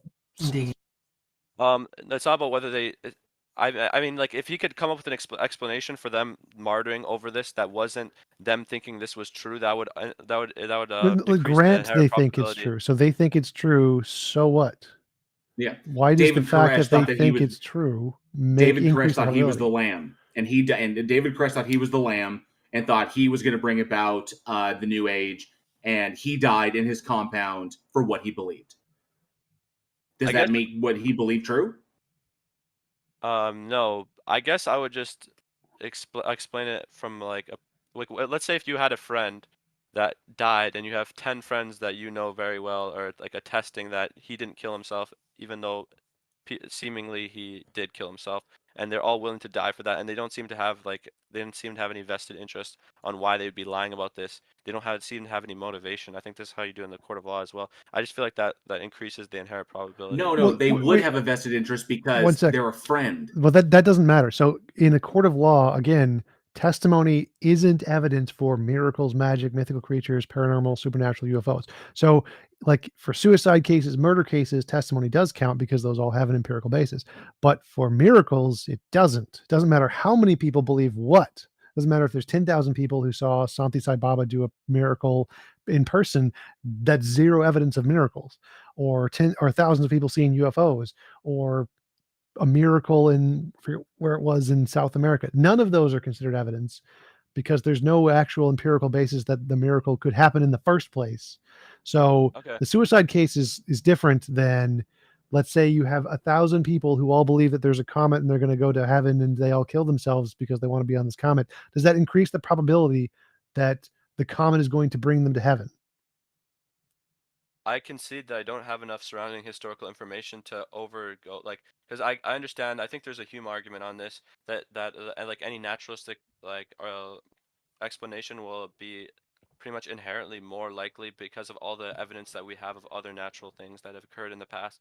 I understand that override pretty much any other like probability for you. Well, I'm going further than that. I'm saying, say there's a bunch, like 1,000 people who think that there's a comet coming, and if they kill themselves when the comet comes, it's going to take them to heaven, and 1,000 people kill themselves by drinking magical Kool-Aid. Does that increase the probability of the truth of their claim? I would have to say no. That doesn't increase the probability. But in the case of the comet, I think there would be other. I think the idea is like behind his resurrection isn't that there's just martyrs. There's also like other, like, I guess people at the time that were quite influential that have also attested through different evidences as well that they're like of the surrounding information, like some of like the. I think there's like minimal facts arguments. Okay, so let's say that like Jesus Christ existed, for instance. Jesus Christ died on this cross, and then he was buried in this thing, and then there's these guard whatever, you know. Well, that's great. So let's say that there's an asteroid coming, and thousands of people kill themselves, and there's a bunch of historians who mention all of this and mention their beliefs. Does any of that increase the probability that their belief is true? So we know the asteroid came. We can just check it in the charts. We know that 1,000 people killed themselves. We have historians who mention all of these facts. Does any of that increase the probability that the beliefs of the people who killed themselves were true? I guess the only way God would reveal himself would be through something supernatural. And I guess with enough surrounding evidence, I guess you're just not convinced that it was supernatural, because if God were, for instance, how do you know supernatural exists? I don't. And I could show you or so you're why. agnostic? So I would view it kind of as like a knowledge versus certainty thing. I think that I don't think I'm certain of this, but I think that there's reason for me to believe that it's well. True. I'm asking about the reason thing. Like, I don't care about the certainty. Let's just grant it was supernatural. We just don't know it yet. My question is does the fact that the people believed it and died for it count as any evidence at all? And it seems like no. Like in the case of the asteroid, it doesn't matter how many people believe it. It doesn't matter how many people killed themselves. Those are literally irrelevant. Because you said that it Well, increases. just those with this example, no, it wouldn't increase the. I feel like they're not the same, but maybe I'm wrong. So would this not evidence thing somehow become evidence with other facts? It might be if there's other surrounding facts What was- as well as oh my God. this. So I think that if there's like, other other things- evidence, there's other things that count as evidence. on top of martyrs. Okay, so But so the let's martyrs go have back. been Go back. discredited. Go back. So martyrs, the martyrs of the asteroid count as zero evidence. They are zero reason to believe this is true. But you're saying if we add in other things, that zero somehow becomes more than zero? It's a cumulative case, I think. Well, okay, so the zero becomes, it's a zero. So if you add zero, it doesn't matter how many times you add zero, it's still zero. So my question No, is I don't think so, because I think that like, for instance, that if you already have something like, let's say you have something extremely unlikely, like a 1 in 1 billion chance of this being a natural event, right, or something like that. Like it's a low chance, but then something crazy, some crazy piece of evidence brings you up to 50% evidence. I think that can be like since the zero would be still. I don't think it's zero. I think that it's like a very small amount. That's what I'm trying to say. Very, very like minuscule amount. And that I wanted to ask. Very You minuscule. I said don't that think it it's zero. increases with every martyr.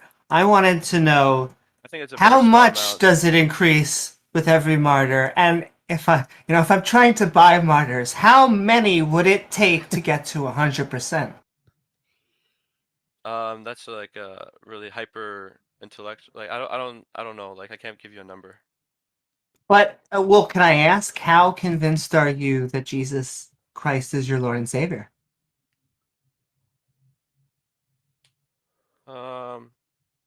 I would put it above 50%. Ooh, interesting. About 50. That is fairly agnostic. how many martyrs does it take to get to 1%? Like that. That's like a hyper. I feel like there's other surrounding factors too. Like that just accounts for a very small percent. I don't know. Like I can't give you an answer to that.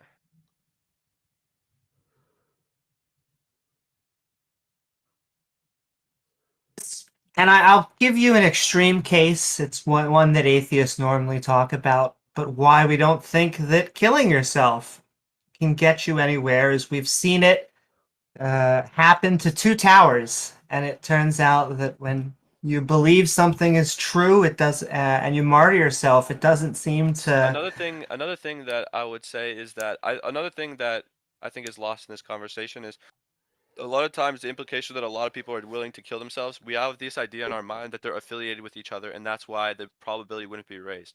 If there's a 500 people that walk up to you and say that this flying saucer is coming, and then the flying saucer ends up coming, I think that you would respond to it a lot better if you could determine that these 500 people weren't connected whatsoever, and they're in different parts of the world, and you can determine that they had no connection because they had no technology at the time, and they all said at the exact same time at different parts of the world. I think that would really raise the entire probability. Okay, I got one of those. So Right. we I used think that's what you're losing. On this. that's a good example. Let's go with that one. So all over the world, there were people who would sacrifice other humans in their tribe for certain events, like if the sun got darkened from an eclipse or volcanic events, they would sacrifice people, and tens of thousands of people in their culture, the Mayan culture and different Chinese cultures and different cultures from around the world, all completely separate, not in any way connected, all thought that this super amazing event would be connected to some supernatural thing, would be alleviated if they sacrificed virgins or someone else in their culture. Does that increase the probability that their beliefs were true? I would say that I think you're assuming that these people, yeah, there's a lot of people at one time doing it, but like, what if it was coincidentally all at the same time, rising at the exact same time? Like, let's say tomorrow, let's say technology didn't exist and we have some way of knowing that tomorrow at like the 11th at 7 p.m. everyone at the exact same time said this exact same thing from different places. I think that would count as evidence. I don't think your example is amped. Like if there's to a what I'm solar trying to get at. eclipse and people all around the world, or at least half of the world, see the solar eclipse and think they need to sacrifice a virgin to make the gods less angry. Is that evidence that the gods are angry?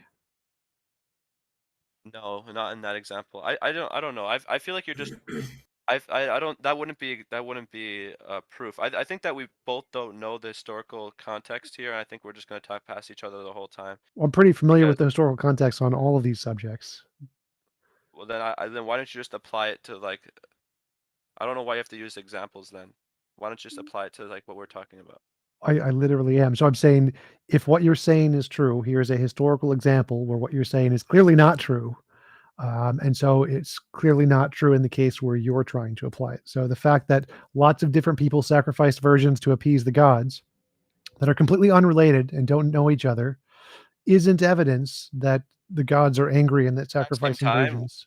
Were they at the exact same time? Yes, this has happened all throughout history. This is a common thing.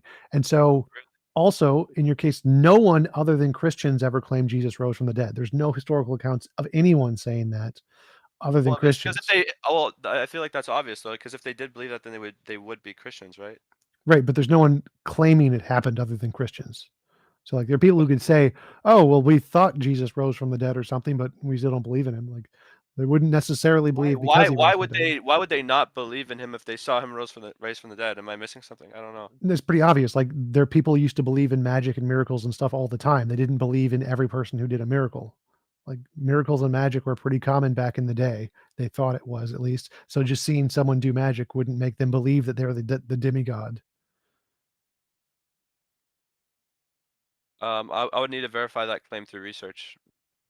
Okay, you just Google the time period. There's tons of miracle workers. Sounds like you got a bunch of work you still need to do. Holy Relic. I do have a lot of work to do, and that's why I wanted to talk to you guys. I was hoping you can help me out. Yeah. Send me some links to stuff.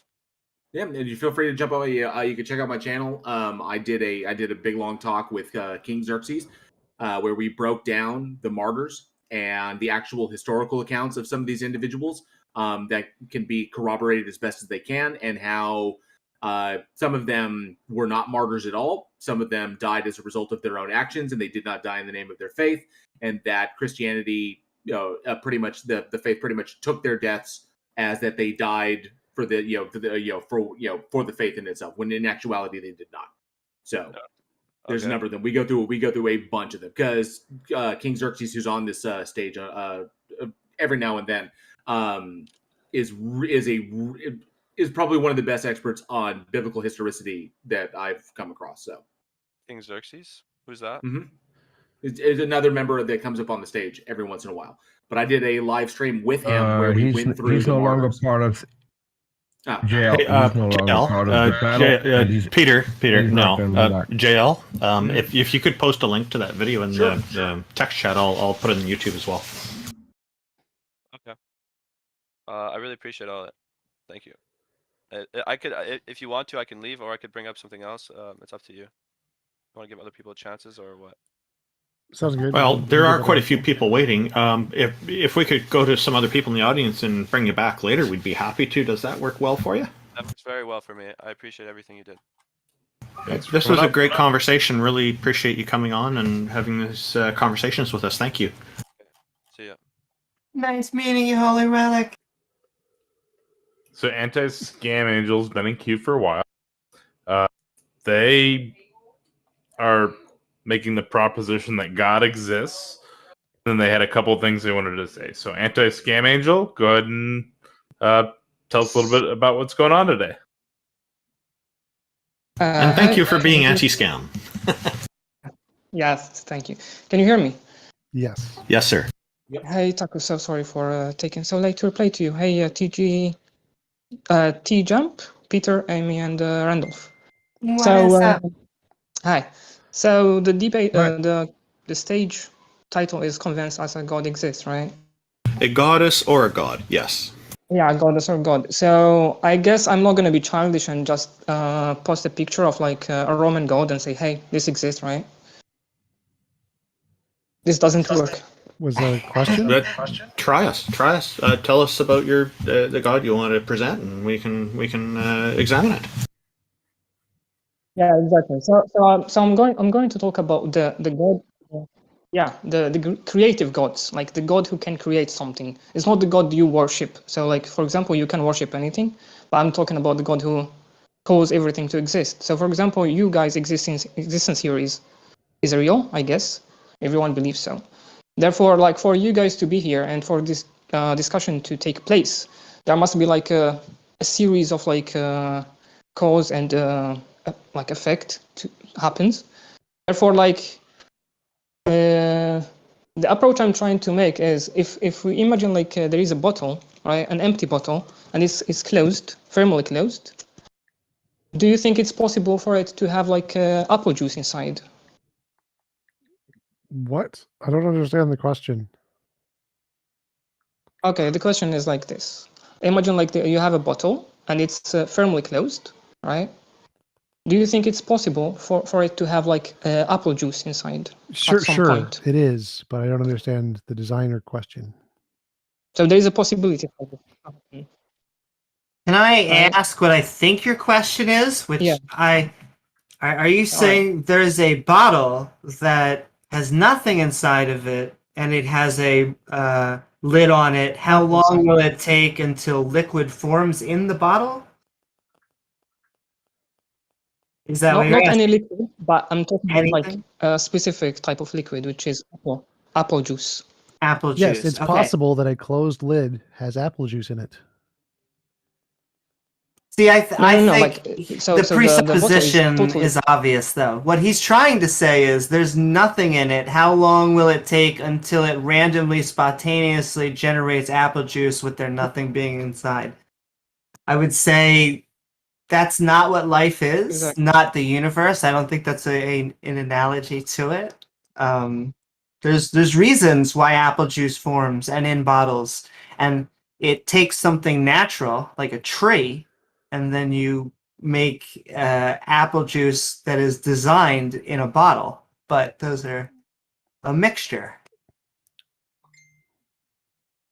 It's not spontaneous generation. It's not going to happen. But I don't think that's what a god is. Or are you saying that's what a god is? No, so what I'm trying to say is like atheists today, they make they say like nothing, something can come from nothing. No, that's not what we say at no all. one says that. I guess that's what most of the atheists. I will Zero point out, atheists. I agree with these guys that most atheists don't say that. I can't rule it out. I have some views on absolutely nothing and not being able to rule out the possibility of something erupting from it. But I'm not going so far as to say that this is what's actually happened. So I agree with them generally. Most atheists aren't taking this position. That's kind of a straw man argument that comes up from a lot of religious apologists. And it's unfortunate because it misleads people to end up thinking that we have these kinds of views when we don't. And I'll make a stronger assertion. Something coming from nothing, unless it's Lawrence Krauss writing a book tongue-in-cheek as a response to theists saying it over and over and over, it's generally a theist and a creationist phrase. Because anti-scam, because technically something from nothing is the theist argument, because there was God and there was nothing else. And then there was God created everything. Well, they don't state that God like created everything out of itself, like it didn't pull its own energy. It simply willed it into existence from nothing. So technically that's a theistic claim that just when you project it onto the atheist, you're saying, well, you don't believe in God, so it's something from nothing.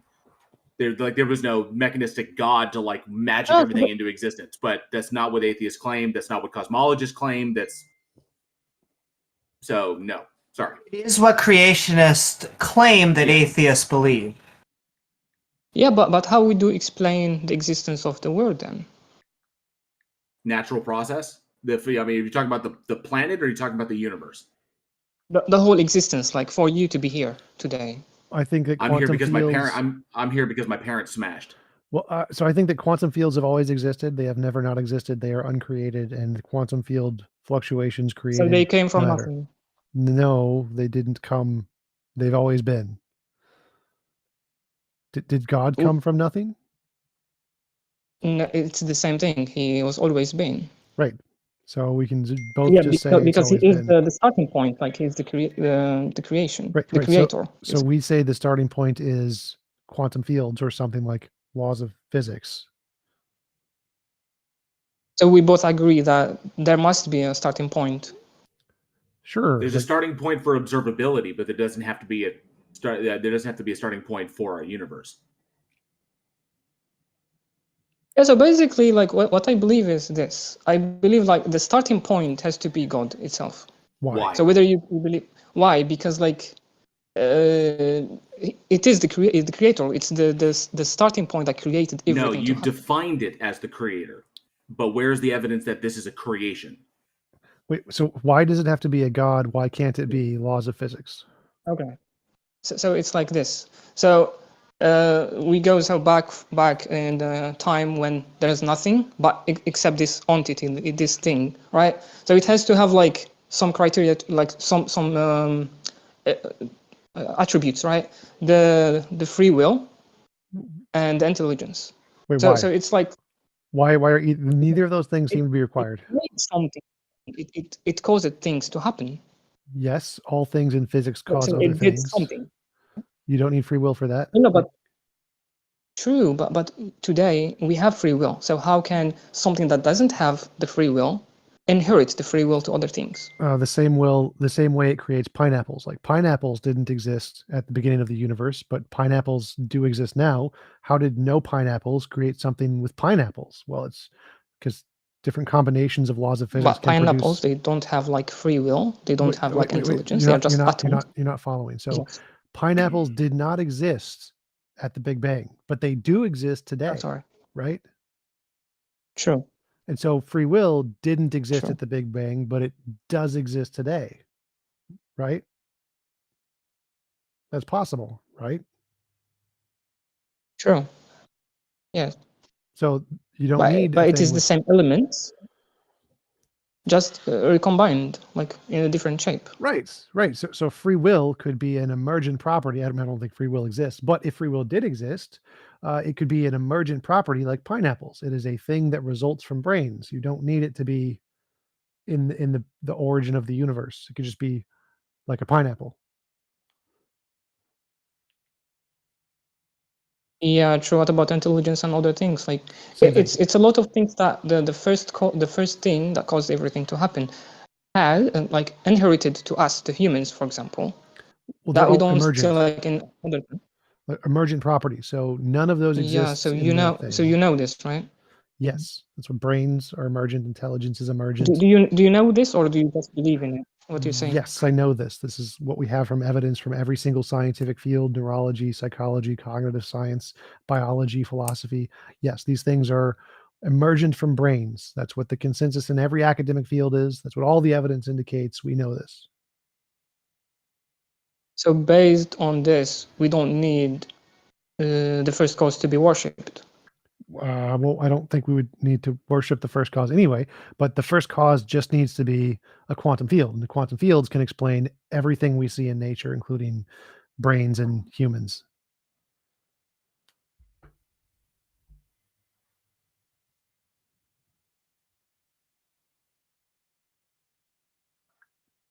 Angel, you there? All right. Yeah, I'm here. I'm just listening to what he's saying. I guess he's saying something that's beyond my informations. What he's saying is that there, as far as explanations go, just saying God magic did is not an explanation. It's just sticking God as an answer into something that you either lack understanding yourself or information that human beings don't currently possess, or we're in the process of trying to understand ourselves, which And is just God of the gaps. So, but we do have a mechanistic explanation when we look at quantum mechanics and we look at physics, and we can use these things to create predictions about, or to form predictions about reality that come true. So the God explanation for God did it is not explanatory, and it's not necessary. I would say this falls under first cause arguments, but they are rarely why a believer is a theist. So I would ask, is this why you think a God is real? Is this what convinced you? Yeah, exactly. What convinced me that God is real is like we really need like the creative God is essential, like the first cause. So you were an atheist, and then you were like, holy shit, we need to have a first cause, and then boom, you were a theist? So no, basically I was raised in a religious environment, but I have never been following anything. But at some point I was thinking about it, and I wasn't really convinced until like I thought about like this, like the cause thing.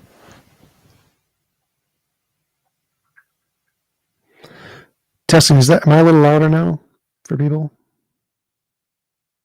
You're good. A little bit too loud. I would thank you. But well, okay. So, but Angel, sorry. Yeah. But why is So why is a God necessary? Why do you think a God is necessary? Because if what I think is if the first cause was like stupid enough to not know how to use its own energy, like there is no laws that help this first cause to use the energy correctly, it's not going to form anything further. Like it will stop there. Like it's going to be like a rock, and it will be always a rock. I've like there is a tree, for example. It has like some like rules that help the tree to create like fruits. So of course we're gonna see fruits all the time. So quantum fields, they're kind of like the tree. They have rules that create stuff. So who called set the rules? You know, Nobody. It's just Yeah. as a part of its nature. Who set the rules for God?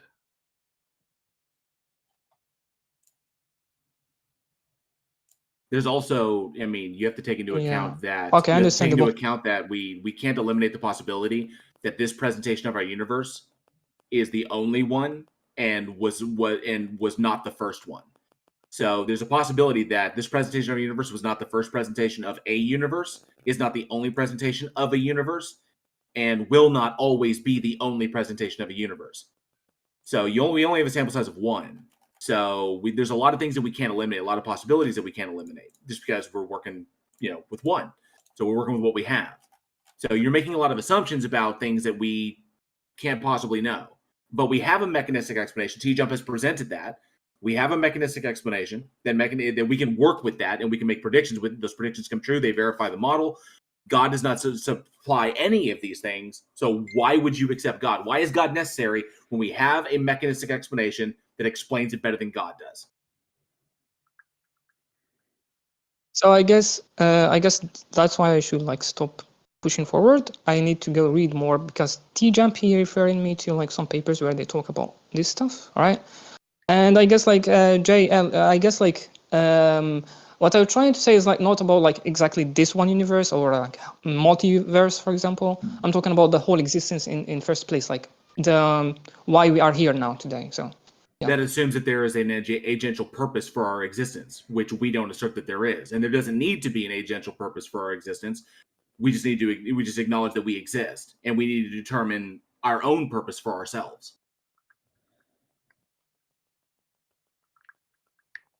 Yeah, I guess. Right? So thank you, everyone. Yeah, I guess I should learn more before I talk. No, it's all good. It's okay. Everyone's Thank you for learning. coming up. Thank you, Tacos. Sorry again. Thank you, everyone. It was nice meeting Angel.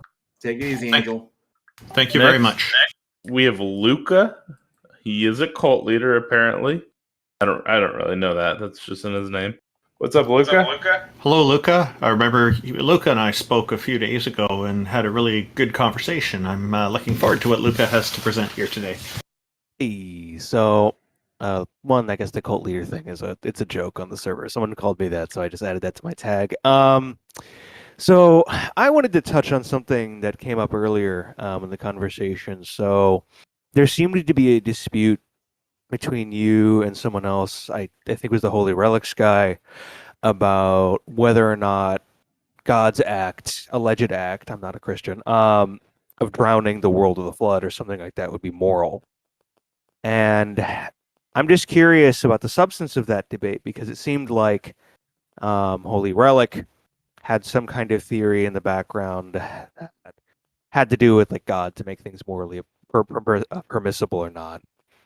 But the thing that I didn't really understand, sort of from the objector side, is what exactly is going to make it the case for any of you that God drowning the world with a flood is like impermissible for God to do? Because presumably that's required for a moral argument against that kind of thing.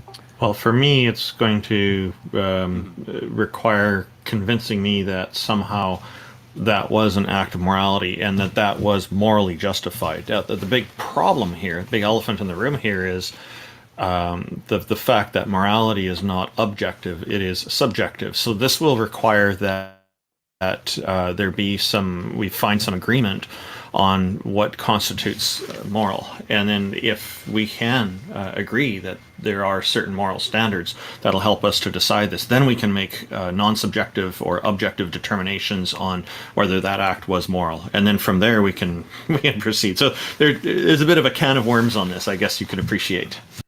Well, I would actually go a little further than that. So, when we assess what morality is, we use our moral intuitions, and so it's usually reflecting morality from the Christian. Ask the Christian, is it moral to drown babies? They say no, and so they understand intuitionally that drowning babies is bad.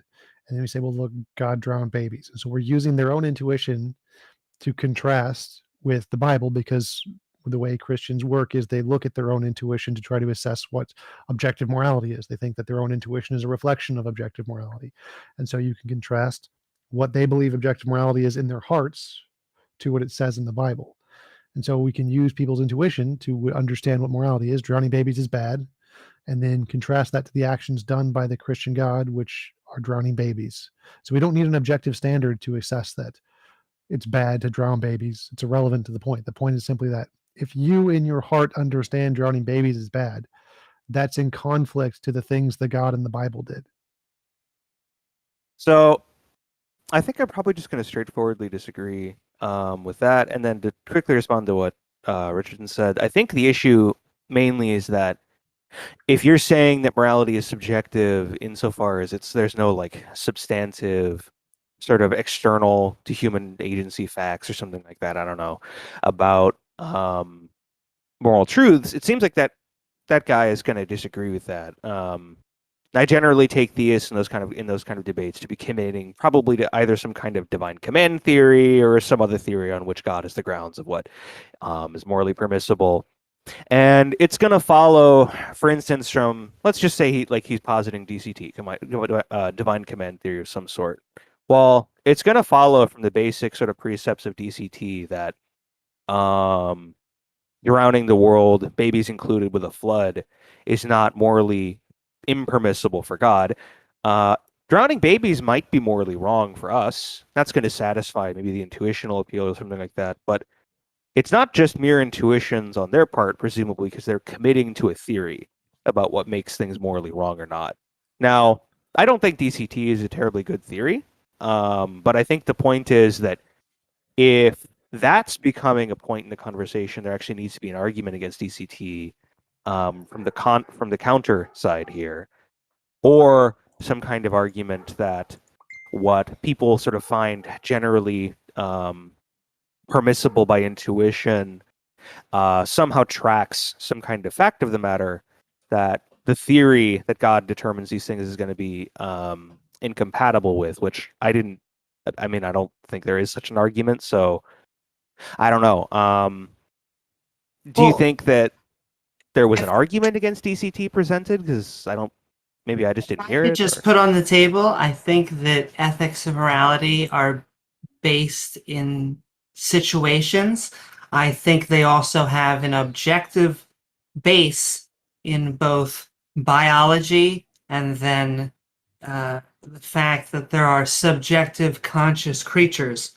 I think when you have those two things on the game board, you start to realize what type of moral decisions. I often explain to my Muslim brothers and sisters that, okay, you're trying to tell us and sell us on the idea that you're about to cut someone's hand off, but if the biology was that their hand grew back, you might have a different view on that.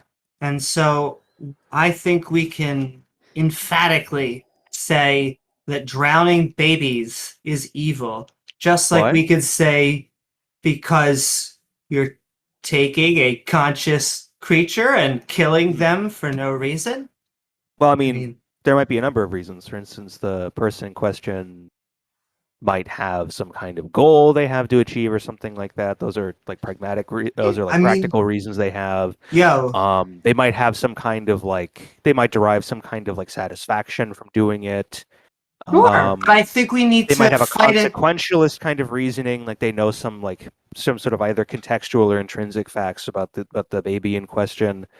But that's sort of underdetermined in the hypothesis, and I think that supervillain logic, and I think we need to prevent ourselves from these supervillains that you're trying to explain.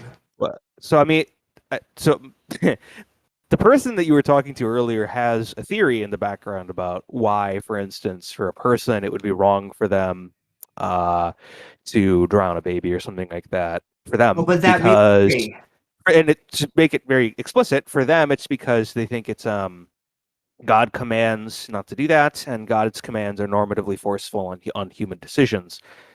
But I'm not really hearing a theory from the counter position here. Why do you think it's morally impermissible to do something like that? And all I'm hearing is from the henchmen. You're like, well, the henchmen say the supervillain is great and killing babies is fantastic, so why shouldn't we let them kill babies? No, I'm saying we should try to protect life in general. We should try to protect, because, well, you're now asking why be moral, but moral is I'm not asking biology why be moral. and conscious. Why is that moral? So I wanted to like try to explain this more clearly. So the weight against the argument is that people have feelings that drowning babies are wrong. So it's a data point of what morality they think objective morality is. It doesn't matter whether you or I posit objective morality. Christian says, I believe objective morality, and my data points of what I think objective morality are correspond to my intuition. So you give examples of those intuitions. Drowning babies is bad. Do you mind if I interject there? Sure. So most people who use DCT or something like that can accept that. But for instance, let me just play Christian's advocate, I guess, not devil's advocate there, so someone might say, for instance, in the supermajority of cases, the act of a human drowning a baby is going to be wrong, and they're going to use that maybe as something like evidence or something like that. I'm very skeptical of like using intuitions as evidence in this kind of discourse, but let's say they do. DCT is going to, in 99.999% of cases, for that person, presumably accommodate that kind of evidence. The theory is probably designed to do that, and that's great. So the only difference that you're going to have between the person who's advocating DCT is that they're going to think it's okay for God to do that. That's great. So the second part of this argument is that we assess whatever methodology they have and then apply it to like Hitler. And so if this methodology could then apply to Hitler and justify any of Hitler's actions, it shows that this methodology can't differentiate evil from good. It doesn't give you anything to do that. It makes it circular. To be clear, the arguments that people make for DCT could not be applied to Hitler because, for instance, yes, they can. One of the theories, so here's an example. One of the theories, I believe this is a theory discussed by, Korsgaard isn't a divine command theorist, but this is one of the like routes she brings up in her book Sources of Normativity about how someone who could argue for DCT. For instance, they think there are certain teleological facts and that God is the creator of those or something like that.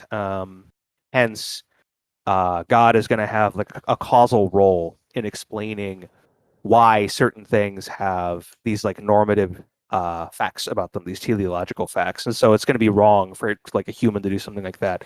Hitler doesn't have any ability to determine the like intrinsic or teleological content of other beings, and so this could not be used to justify the actions of Hitler. Literally irrelevant. So it doesn't matter. Well, no, I'm answering your question. No, you're not. So literally, it doesn't matter. No, you did not. So it literally doesn't matter what they do. The point is to give an example of someone who the Christian says, yes, they're immoral. And could this methodology be applied from a Hitler apologist to say that, no, he's not immoral for the exact same reasons? If it can, then that means that the methodology being used can be applied to literally anything to say literally anything isn't immoral. Yes, it can. So I just proved it could. Well, so I'll explain exactly how. So again, the person for the kind of theory that I'm giving you as an example, DCT, divine command theory, I'm using it has a background, for instance. I'm very familiar. I'm explaining to you why that doesn't matter to the argument. I did let you finish. Do you mind if I explain? Well, you didn't let me finish. You interrupted every time I spoke, so you Uh. did not let me finish. It does not matter Let's what you said. decompress a little bit. So again, if Christian apologists can say God can drown babies and it's not immoral using divine command theory, whatever model you want, if a Hitler apologist can use the same rationale on Adolf Hitler, They couldn't. They can. They literally can. This is literally one of the arguments against divine command theory. I literally have spoken to the experts on the field on this. Yes, they can. So if they just, I'll explain. They believe Adolf is a perfect sky daddy who created the universe as an incarnation of God. Yes, it literally can. So that's not Adolf Hitler. Yes, that's they a can. hypothetical person. Stop interrupting me. The fact that you're an idiot does not help here. So you can literally apply the Can we not same make the debate methodology. You're polemical? still I've interrupting. not insulted Still you. I don't interrupting. want to be rude. Still interrupting. Can you not be rude to me, You please? literally never let me finish once. Stop talking. I'm an expert on this. You're ignorant on this. The exact same Can methodology. I go to like the other people in the conversation to not have you like have to stop insults talking. thrown my way? Stop I don't talking. want this to be like a bad Just conversation, stop. but We're just I gonna don't move to the really audience. appreciate like being randomly insulted for no reason. Well, I'm insulting you for a very good reason. You won't shut up. Let me finish. So shut I'm not, up. not Shut terribly up. interested in listening Shut to you up. while you're like screaming, "Shut up" at me. Okay, Like I was okay. having a We're just conversation gonna- with someone we're else, just and gonna you move you. interjected. Just gonna move you.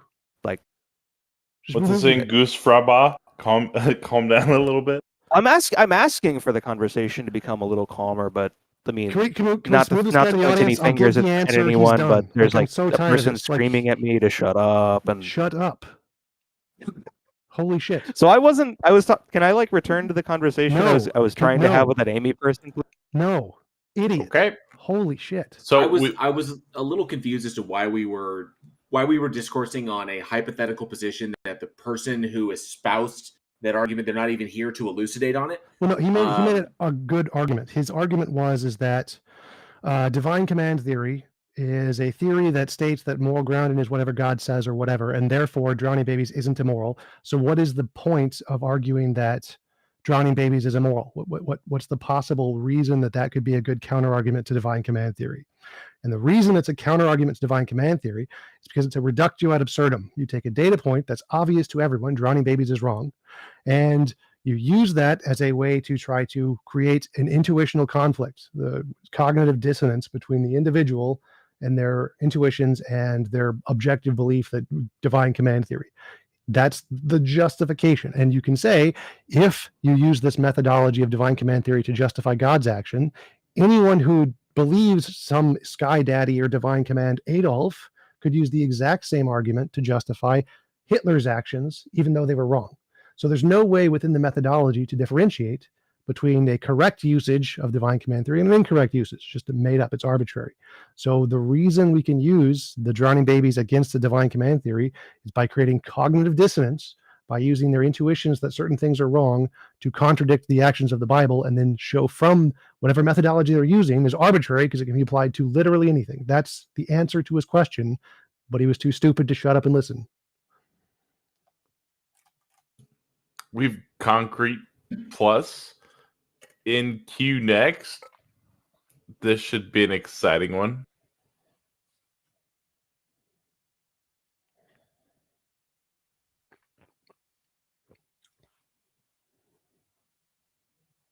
Concrete Plus. What's going on, concrete? Restaurant. It happens. TJump just made a weird claim that he's an expert. Yes. How did you get your expert status? By speaking to and discussing with the experts. Okay, so I've spoken to an expert. I've discussed with an expert. So therefore, I'm an expert. If you've made progress in the field and they say you have, then yes, sure. I'm sorry. How do we judge your progress? Do you want to like bring up an argument for God here? Like, if you want to know my expert status, go talk to the experts I've spoken to and look at the videos where they say, "Yeah, you really know what you're talking about." Oh, and then that will determine that you're an expert. They say, "Yeah, you know what you're talking about." Yes, if the experts in the field talk to you and say, "Yes, you know what you're talking about," then yeah, you're an expert. Do you have a question related to the topic? Oh, okay, awesome. I have a problem with you excluding miracles from being, I guess, verified as being evidence. Now, how is it the case that you've been able to do that? That hand waving? What I don't know what you're talking about. So I said in history, the field of history and the field of law, miracles, magic, mythical creatures, paranormal, etc. None of those are considered evidence. This isn't me. This is academic fields of history and the legal field of law. Also, I just want to put on the table that miracles, by their definition, are a defiance of physics. So if you get a physics journal to present an argument or evidence for a defiance of physics, I mean, holy shit, but bring it on. Well, I don't No, think that's miracles not don't true. have to be. Miracles don't have to be a defiance of physics. And whatever our legal or historical philosophy is, it's just going to be based on the current or local philosophy. So there could be another environment or another time where historically, legally, miracles are admissible, well understood, and accepted. So you pointing to your current or local understanding or philosophy on these subjects doesn't somehow create a universal standard. You understand what I'm saying? Yes, obviously it's not a universal standard. It's just the best standard with all the evidence we have today. So obviously there were a bunch of goat herders in the past who thought miracles were legitimate. And then today, when we've actually explored those with evidence, we found they're just making shit up. So maybe in the future, when we actually have novel testable predictions of miracles, we might accept miracles. But since they don't exist today and there's no evidence of them today, they're rejected by every academic field because there's no reason to believe it. And so all rational people don't. Well, Yeah, you're making a lot of claims. Concrete, I have a question. I have a question about what you... Let me just deal with what you're saying real quick. Well, I have a question. About, I want clarification. Concrete. I want a clarification about what you're talking about. What do you specifically consider a miracle? Because is there a difference between a miracle and a rare event? I don't want to get into semantics. So it's not semantics. I'm trying to understand. I'm trying to understand where you're coming from, Concrete. I think if you're citing.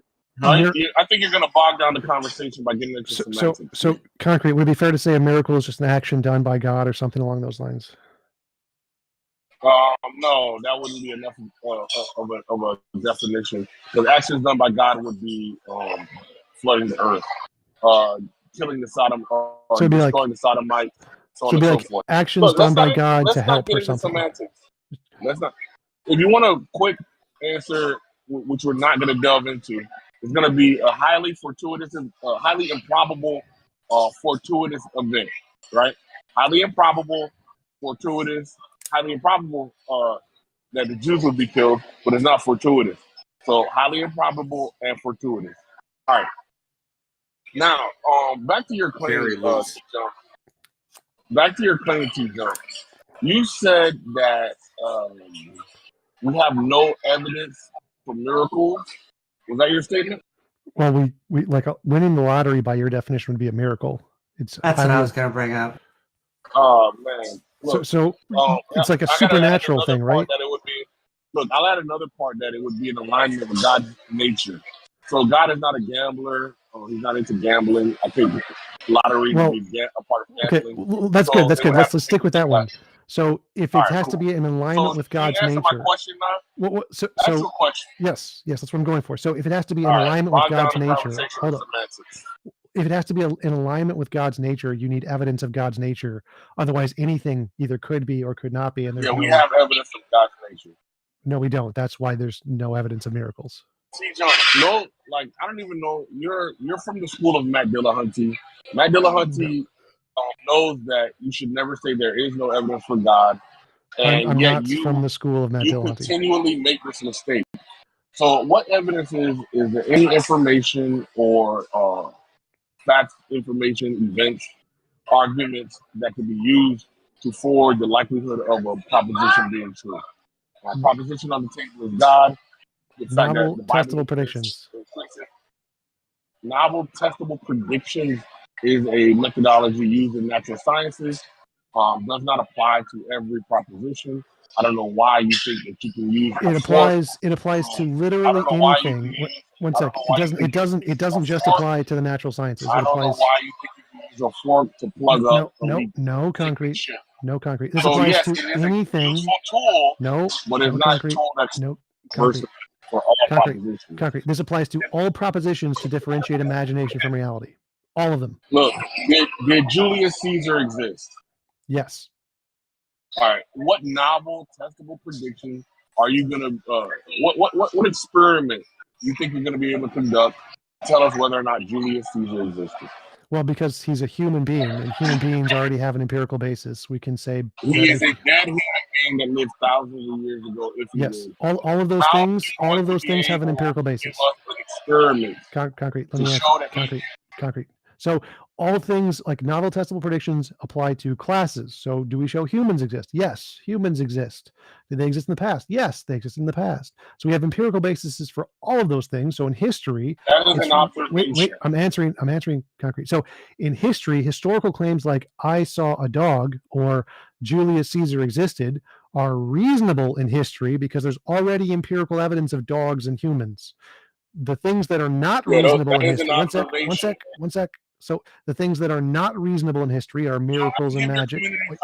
I'm trying to answer concrete. I'm going to move to the audience. You got to let me answer. So the things that are not evidence in history are miracles, magic, mythical creatures, things that we have no empirical basis for.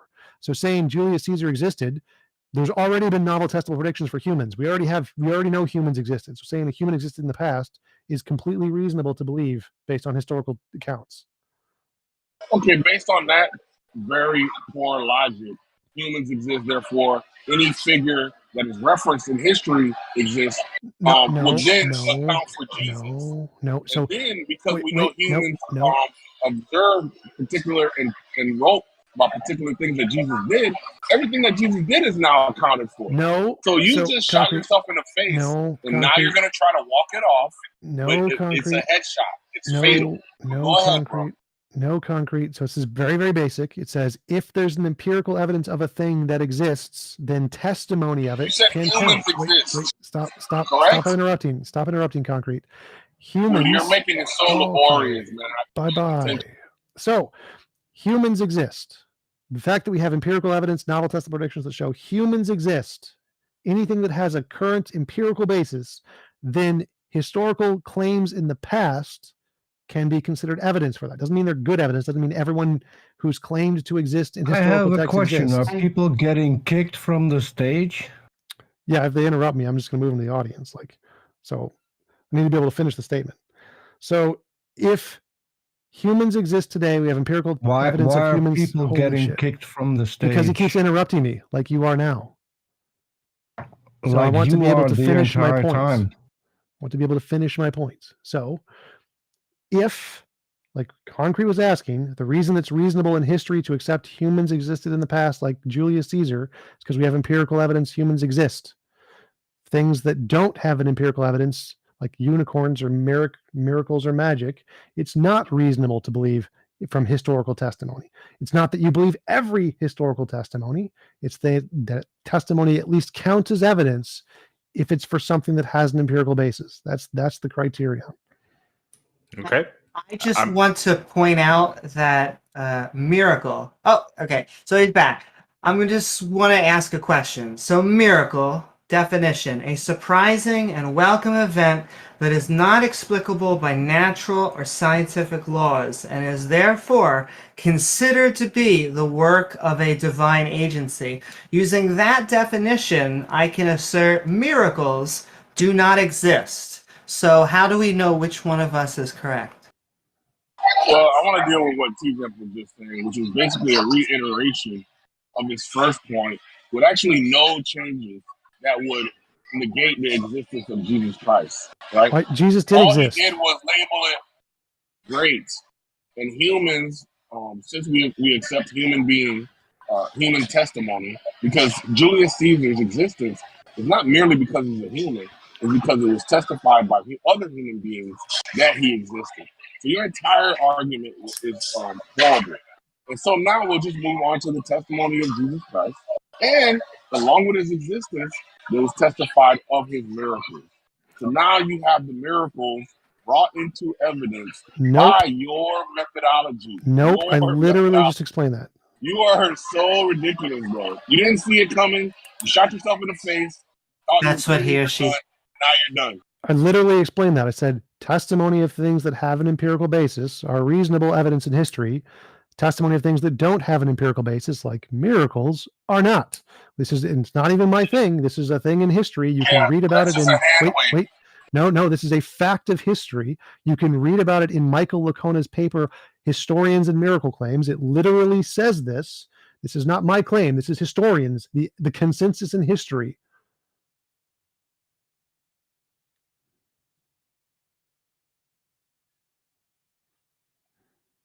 Yeah, so pointing to Michael Lacona or whatever position he may hold, He's a Christian.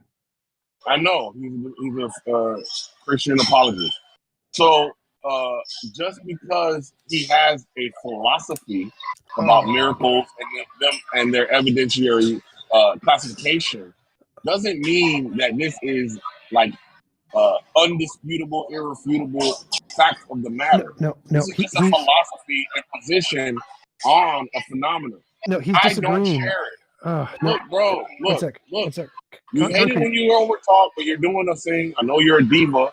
You can't control yourself. Concrete. Stop calling him names and have a back and forth with him. I'm okay with interrupt. Tell him to stop over talking. I'm okay with him calling me names, but wait. I just want to clarify. Mike Lacona is arguing for miracles. So he's in the paper. He's specifically saying that the consensus of historians in all fields of history that doesn't change anything about my argument. Concrete. It's a philosophical position. So it's not an ontological position. Concrete. It's not a fact of the matter. It's a philosophical position. Do you understand the difference? Concrete. So my argument is that the consensus. Wait. Bro, now you need to engage, right? You can't just sit here and lecture. No. And you're deflecting. You're deflecting and not addressing the point. No, I'm not. I address it straightforward. No. It doesn't matter his philosophical position about miracles. I'm not talking. I do not care. Concrete. Your standard of evidence was used. You're deflecting. I'm going to move you to the audience. Jesus, I'm going to move you to the audience. You got to shut up. One at a time. Justified. You got to shut up. So Mike Lacona is a Christian. He is arguing that we should accept miracles. In the paper, he literally describes the consensus of historians in every academic field, which is what you're arguing against. You're arguing against the consensus of the entire methodology of history. That's the part that I'm talking about. So if you want to disagree with that, that's fine. But this is not my position. This is not Mike Lacona's position. This is the consensus of experts in the field of history. That's the thing you're arguing against. So I'll pull him back up. Please stop kicking him to the audience. Concrete, stop interrupting TJump. TJump, stop interrupting him. When y'all finish conversing, we can go ahead and move on. But one at a time. Come on. So basically what TJump did was he cut me off and he's accusing me of derailing. Okay, we're not for something. Let me just we're not doing meta. Position. Just chill, bro. Concrete, drop the meta and get to the point. My homies said so. I don't care about what your homies said. What I care about is what is factual. It is a fact of the matter that people reported the miracles of Jesus Christ. Now, if it's the case that you hold to a philosophical position that those people cannot be relied upon, that is a you issue. Doesn't mean that I should take on your philosophy. All right, great. So now we're just going to move on to another aspect of what you brought up was, can we know that Julius Caesar is a real person? Yes, because humans exist. And humans have reported events in history. So I guess Paul Bunyan exists.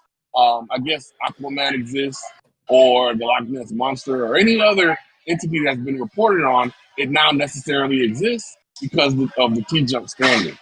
Do you agree? Moron. I've literally explained this like 4 times now. If we have empirical evidence something exists, then that means testimony in historical claims is evidence. So if someone had testimony that some guy named Xerxes exists, that testimony would be evidence. Does not mean Xerxes exists, idiot, but it is evidence. It is valid evidence to bring testimony for things that have an empirical basis. Yeah, what do you think empirical means? Because I think you have a misunderstanding. Verified through sense experience. Okay, great. So I did not have an incorrect understanding, did I, Concrete? You were wrong again. Okay, great, but you're still misusing it. What? So if you have an understanding that's correct and you're still misusing it, there's still an issue, and I'm going to suss that out right now. So, Jesus Christ. So how did he misuse it? I'm telling you now, dummy. Jesus Christ and his miracles were reported through what means, TJump?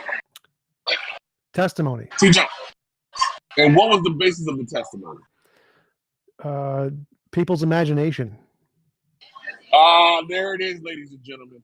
So now what TJump has done is he knows that the answer is observation, that people observe Jesus Christ, i.e. Thomas, who observed that Jesus died and required that Jesus show him his wounds within his hands, which Jesus did. And thus we have the testimony of Thomas that Jesus had resurrected with a full body.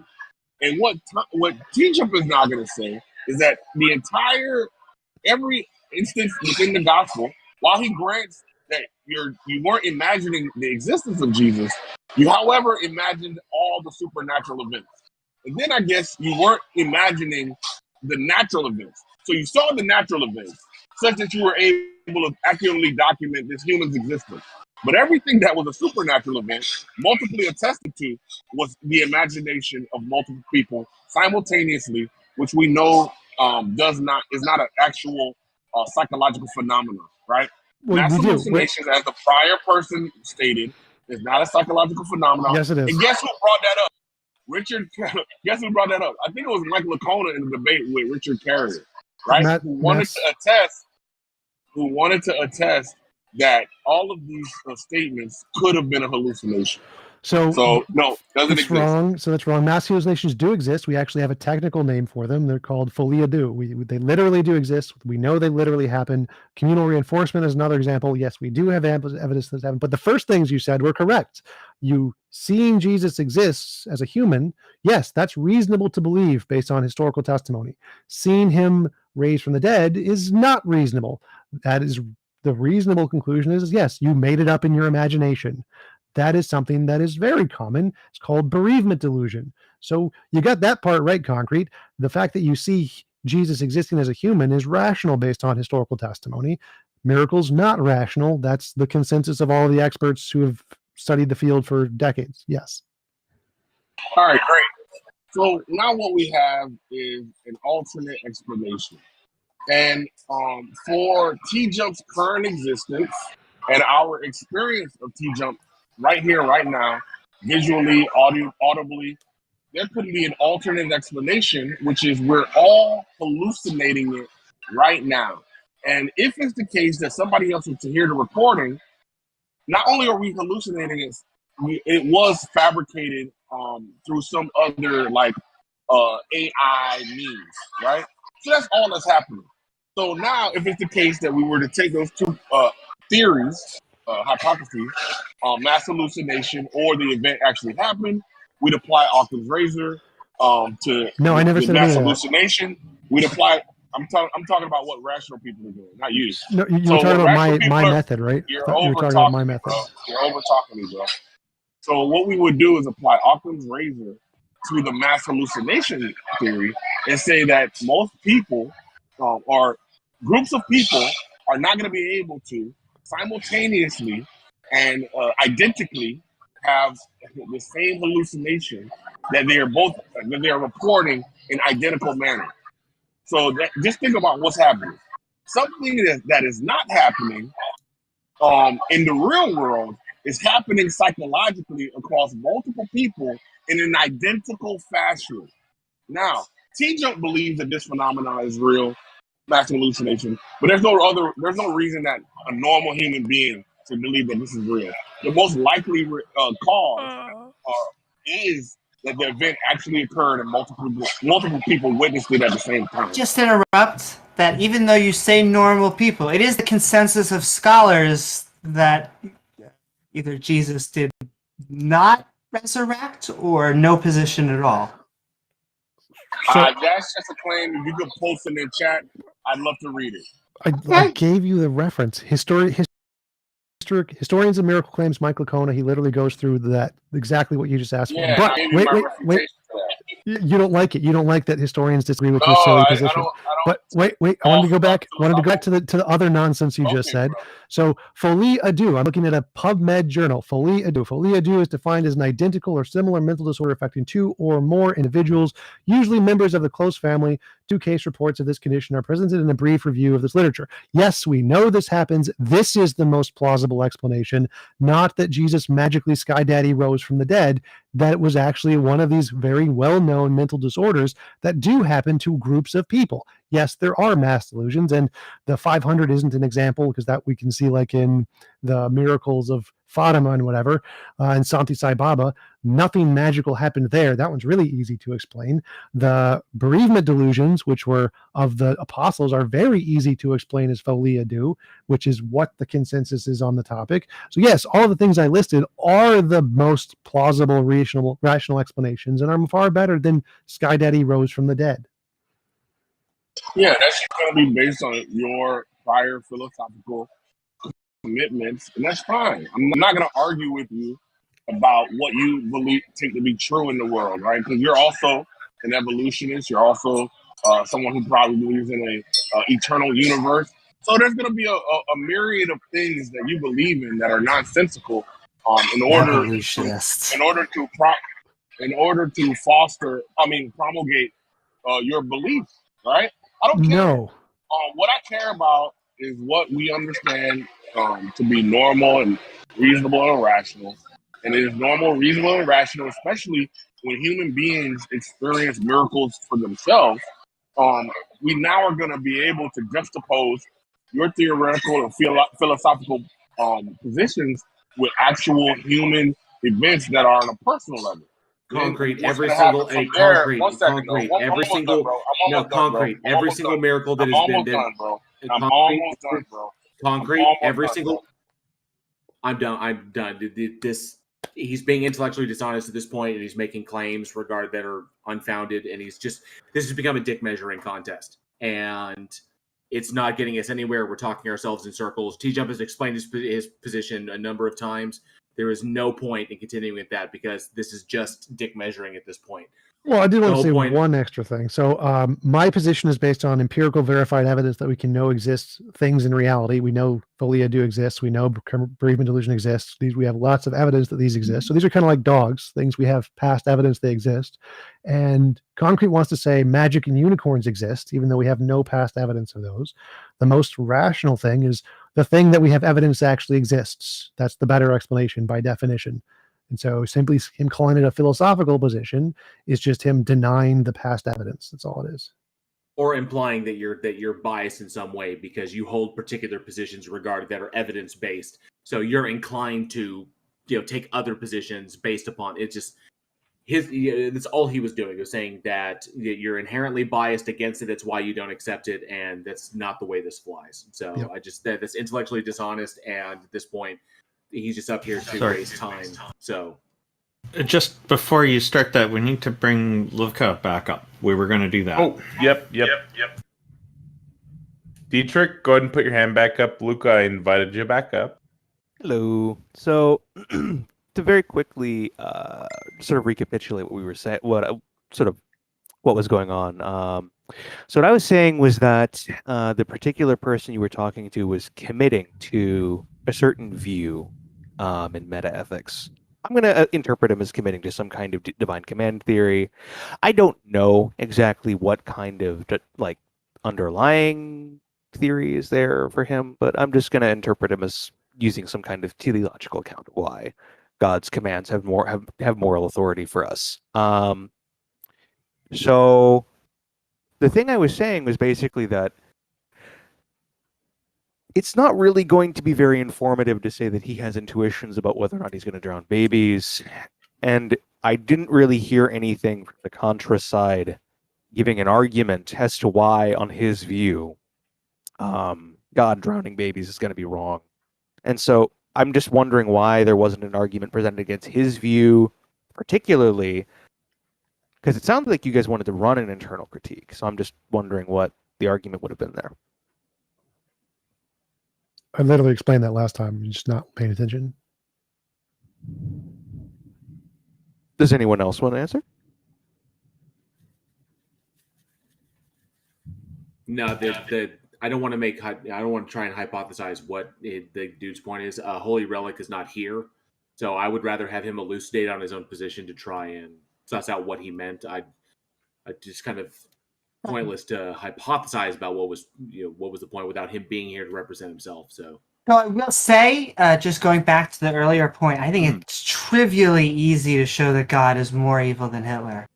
Well, so if the metaethical theory in the background particularly bases what's moral and what's not on like the complex relationship between like God's nature and human nature or something like that, well, absent an argument for that, and against that rather,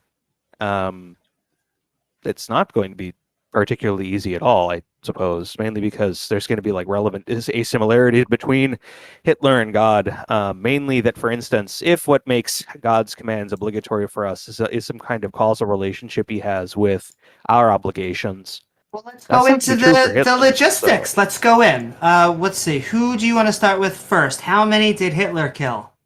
Well, but the point is, killing people by itself... Well, I mean, come on! Well, so the idea is just this. Killing people in and of itself, on this view, isn't going to be wrong, because he's not committing to something like utilitarianism or some kind of hedonism or something like that, on which the consequence of killing someone is considered as like a pro tanto reason for abandoning that course of action. It's going to be whether or not it was impermissible to kill that person or something like that. And so while it may be impermissible for Hitler to kill a person or to command the Holocaust or something like that, it won't be impermissible for God to command a very similar sort of thing, particularly because of the moral authority that the advocate of DCT says that God has in virtue of his creation of the world or something like that, that Hitler obviously is going to lack, because Hitler is a human being. It's very similar to, for instance, well, just to elaborate, it's going to be a theological voluntarist is going to usually analogize God with something like a just government. So in just the same way as it is impermissible for either you or I to imprison someone for many, many years, presumably it's not impermissible for our governments to do the very same thing. And so that's going to be the kind of authority that they're particularly talking about, right? That he somehow has an authority to just kill. Well, I did want to go back to numbers because we were just comparing. Mm-hmm. So, we have the millions and millions of that Hitler killed, but God did kill everybody, right? So it does seem like God is pulling ahead in the evil category versus Hitler, at least if we were just look at it population-wise. Why is killing a person intrinsically evil? Well, hey, real fast, it's the only reason. Okay. TJump, can you just read group chat when you get a moment? Sorry, where continue. Is that? In the PNR thing or in the like other thing? Oh, it's a private chat group. So the idea is that the person who advocates DCT, that kind of metaethical theory, is probably going to disagree that there's an intrinsic moral status to like some kind of relation like X and Y, of where X and Y are two persons, X kills Y. For instance, there might be morally sufficient reasons for someone to kill another person. Like, let's say they're invading your house and you have like the obligation to protect your family, and so you kill them in the pursuit of protecting your family. Or the other person has, for instance, committed an immoral action sufficient such that they deserve to be killed or something like that. That's actually what the person you were talking to about this brought up, that he thought that in the flood account, for instance, the people who died were in sufficiently like sort of illicit moral situations that it was just for them to be killed. And so exactly. The babies were evil enough that they were worthy of drowning. I don't really. So you're saying that as if it's like an objection, but I don't see substantively why, on that view, something like even a baby could be held like blameworthy for something. Do you have an argument against that? Or objection? It just sounds like God. Like, it sounds like it's evil and stupid and things that humans wouldn't do, but really God has this 4D chess, and he's so powerful that it actually kind of makes it right. Like, is that the... So, do you have an argument particularly as to why it's intrinsically wrong for you to, like, punish someone or like that, or Or because it's basically the only reason that we have ethics and morality is biology and conscious creatures, and that if you're Well, actually they're- talking about something else, you're not talking about ethics or morality. You're asking why be ethical or moral. to be very clear, if that's an argument against someone who's an advocate of divine command theory, that would be a question-begging argument, because that's to assert that their position Why? is false in the very argument, like in one of the premises of the argument that you're giving. I would So that can't be a good argument against their position. Well, no. It could be that God exists and he's a moral monster. Well, so the advocate of divine command theory thinks that the reason there are moral obligations is because God exists. So, But that no, doesn't make sense. With that theory in the background, well, so whether or not it makes sense to you is not exactly logically relevant as to whether or not the position is true or not. Should it make sense to anybody? Well, I mean, theological voluntarism, while I think the theory itself is actually false, it's a theory that makes sense insofar as I can understand like authors like Hare who defend it. Hey, get me there. What's a good moral reason to drown babies? Well, so there are obviously like intuitive reasons for this. For instance, I think that you could probably set up some kind of trolley scenario where most people would say that drowning a baby can be morally permissible, just in case the consequence of it is preventing, like, I don't know, the death of the entire human race or something like that. I think most people would say that you're morally in fact obliged to do something like that, even if the act itself is distasteful. If there's like some significantly morally weighted consequence sort of downstream to the continued existence of this baby, like, I don't know, again, like it becoming Hitler, for instance, that's actually a very like common example. Would you kill baby Hitler? And I think the last time Q and various different other like statistics organizers actually like did questioning on that, most people indicated that it would be morally permissible if distasteful to kill an infant Hitler. And then they would kill the vast majority of people born from Israel post-Hitler. I'm not really sure why that. I don't know if that's relevant. So well, the main point you just is said that it's really easy to kill Hitler, and then you just killed millions, if not more, people really quickly. But that's irrelevant to the question of whether God. Killing people, because again, in this, we're not granting that killing people is intrinsically wrong. Killing people on something like a consequential count is going to be wrong only insofar as it like has something to do with some like morally relevant consequence down the line. That seems to be kind of what you're talking about. Or the person, again, who's the divine command theorist, is going to say that it has to do with God, with the authoritative commands of God, whether or not something is morally wrong. It's not just like killing people is intrinsically wrong. So do you have a particular argument as to why divine command theory is like self-stultifying or incoherent or something like that? Generally speaking, because might is right is a fallacy. Well, so his question, he's asking, might makes right is not the position of the theological voluntarist. Wait, so just to clarify, he's what he's asking is that God, the divine command theory says the ontology of morality. There's an objective morality and it comes from God.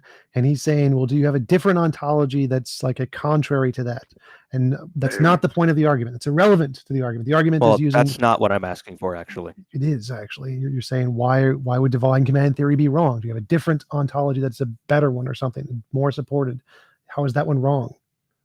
Well, no, I asked her an objection for divine command theory. How is it wrong? Oh my God, you're dumb. Do you have? I'm not really entirely. I'm just going to not. I'm just going to not talk to you because it seems that there's like not a point in engaging with someone who's like extremely polemical and very rude. So, Amy, continue, please. I just think that divine command theory is flawed because it sets up the premise that everything that he does is right, even when it looks horrible and wrong to us and has no explanation. And that, to me, is the same type of things we actually got from SS officers who thought they were doing right and thought they were doing things for a higher order. Well, I mean, a divine command theorist does have an explanation for why it's right. I mean, for instance, like Hare defends like a moral supervenience thesis. Not to go into the specifics on that, but like basically the idea is that like generally theological voluntarists like divine command theorists are going to say that it's because of God's position of moral authority or something along those lines. It's licit for him to do things that are obviously are illicit for us. And they can explain the intuition because we're analogizing from our experiences, they'll say, or something like that. Like it's in most cases, like in 99% of cases, for instance, killing a baby or something like that is going to be wrong. And so it's obviously going to be intuitive for us, generalizing from those experiences, that it's obviously going to appear wrong to us that God would do such a thing. But the divine command theorists would then say, well, on further explanation, and like presumably some kind of like actual good justification for the theory in the background, the intuition that it's wrong for God should disappear in a sufficiently educated person, or they should at least be able to reject the intuition as sort of faulty. And so the point is, if you're having a conversation forwards that theory, just saying that it's counterintuitive or something like that isn't really an terribly contributory response.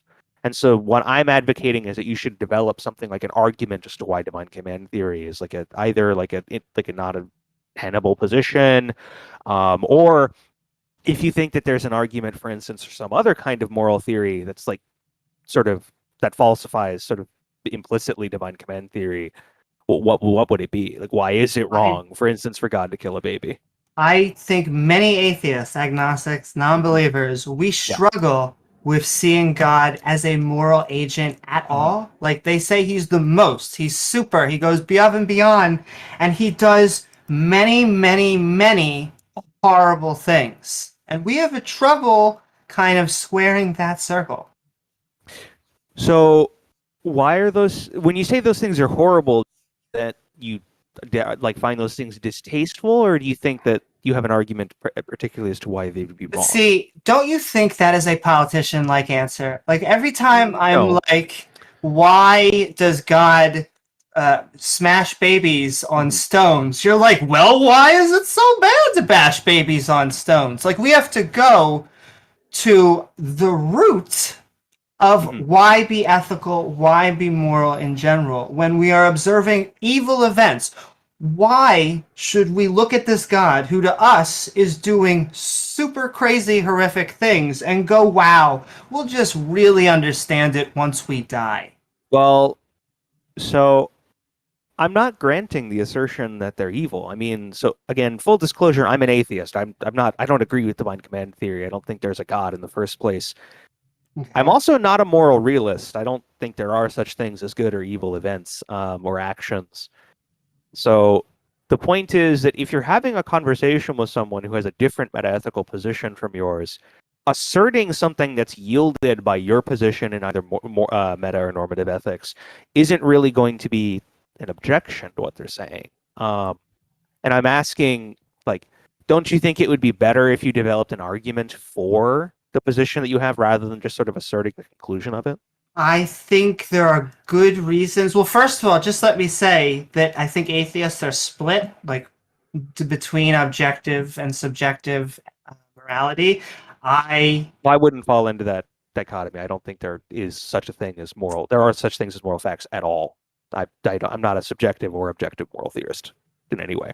I think we can develop good naturalistic reasons as to why we should not be bashing babies on rocks and why we should be criminalizing people who do so. That may or may not be the case, but I mean, for instance, do you have like an argument as particularly why it's like intrinsically morally wrong to do something like around a baby? Because I mean, it's going to be needed. Because I think that biology is grounded objectively in biology, and then it is the subjective notion of consciousness. So things that can feel pain. So once again, I'll go back to the Muslim example. I go with cutting off hands. If we cut someone's hand off and they feel no pain and it keeps on growing back, is it a punishment? Is it morally unwrong? Probably not, because we're basically doing something that is not painful and that keeps on growing back. It is the fact that we are making, if someone steals, this is not a big horrific crime, and you are altering their biology, you're torturing their consciousness, you're altering it in a way that we cannot change it back. And so that's a big deal. Why is it wrong to cause someone pain? Once again, what is your definition of something? What is morality? What is ethics? So in general, ethics is going to be a branch of philosophy that has to do with sort of the normative status of certain actions or events, depending on how you're going to use it. So, for instance, one of the statuses we're going to talk about is either permissible or impermissible, and to say that something is wrong is to say that it's impermissible for that thing to either happen or to bring that thing about, depending on how we're talking. And what I'm asking is, particularly, why is it that it's impermissible to cause someone pain? And I would say that's really what we're dealing with. Pain is the root of it all. What? We're dealing with conscious creatures. We are dealing with, the reason that solitary confinement it splits among ethical philosophers is because you are putting someone alone and they are torturing themselves mentally. These are the types of questions that we deal with when it comes with biology and conscious creatures. That is what ethics is. So, sure, we can grant that ethics is presumably is going to be talking about whether it's obviously there presumably needs to be someone it's impermissible for. But the question I have that maybe I didn't hear it is an answer for is, why is it impermissible to cause someone else pain, sort of intrinsically? I'm saying you're asking why be moral. You're asking. I think I'm asking why is it immoral? Because you're torturing them. Why is that immoral?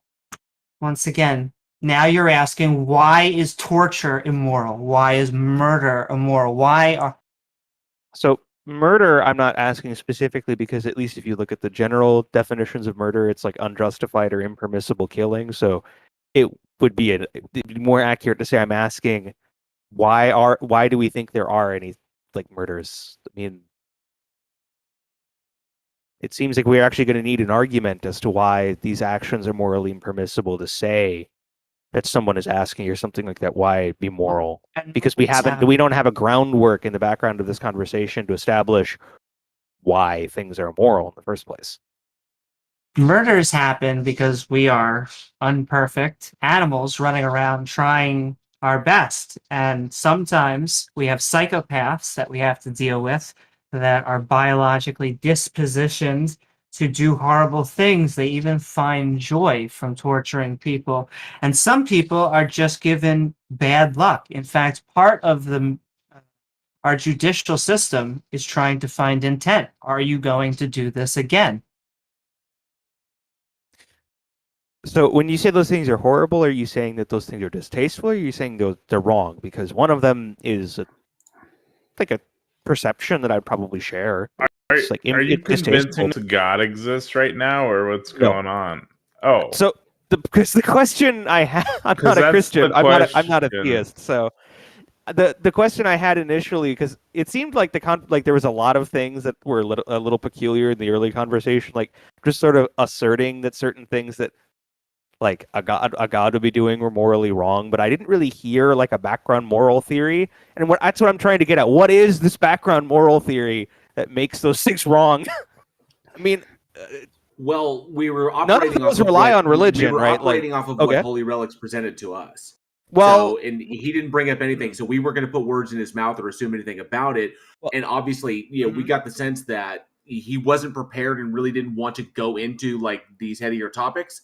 Because he acknowledged that. He said, I'm not really prepared to go into this. It's not something I want to digress on. So we didn't push him on it. Well, so I believe he did say divine command theory at one point. So let's be charitable. I don't recall him saying that, but this seems very much like a conversation that you should be having with Holy Relic, not with us. Well, so the question I'm having, the thing you just said, for instance, if you were operating on what he's saying, because he didn't say the words divine command theory. He did say, though, that God determines what's right or wrong. That's a component of divine command theory usually. And so presumably if you're operating on that kind of definition, you can't be presenting counterexamples when you present, for instance, the flood, because if God does it and God is sort of the standard for what's right and wrong according to him, that's not incompatible. That God did it, that would be right, correct?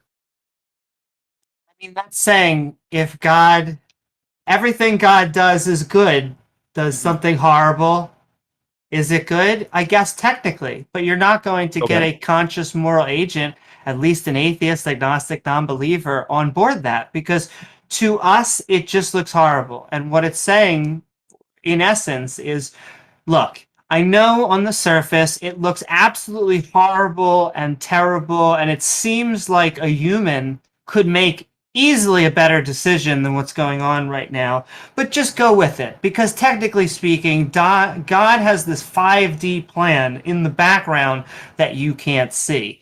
But without evidence for that 5D plan, I'm sorry, it just looks horrible to us.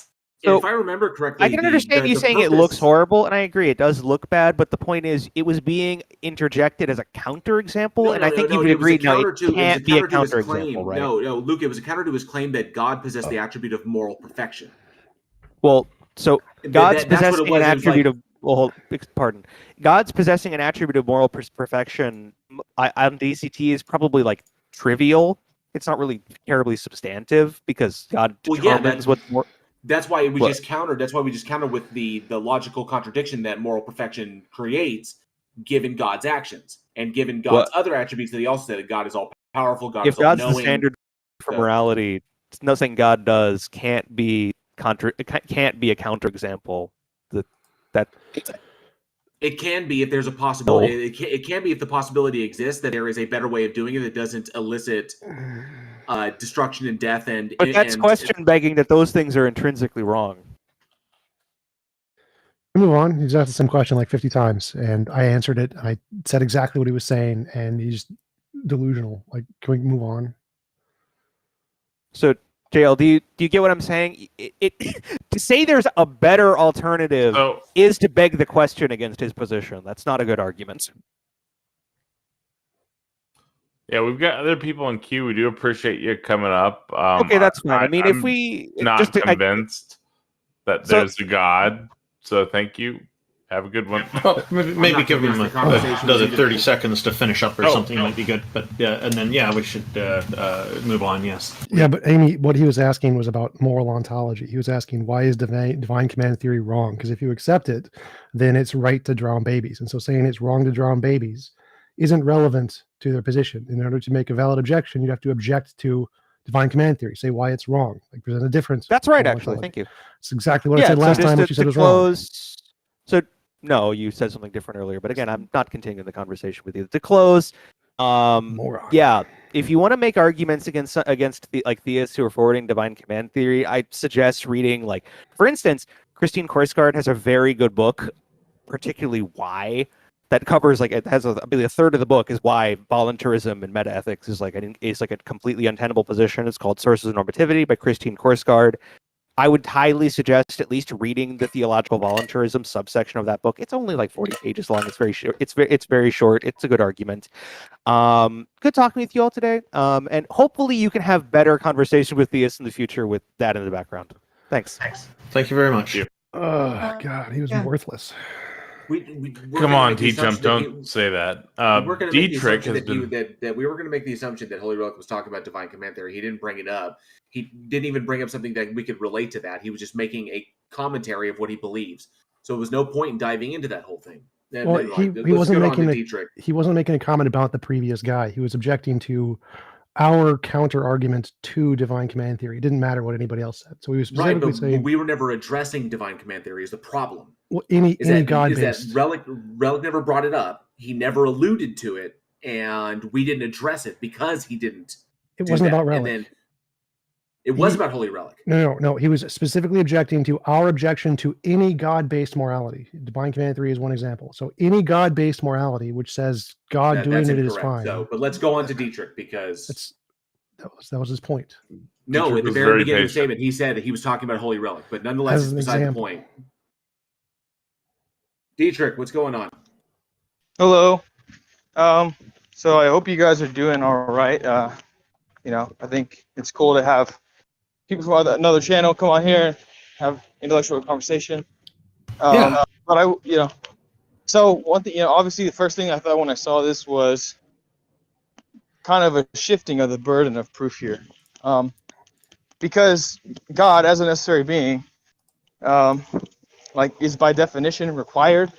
So what we're really talking about is, since I don't believe, like, can you, like, you must instantiate this for me, otherwise I don't have to. I think that's the wrong approach. However, it's not a big deal. Like, I understand at the end of the day, it's just a conversation.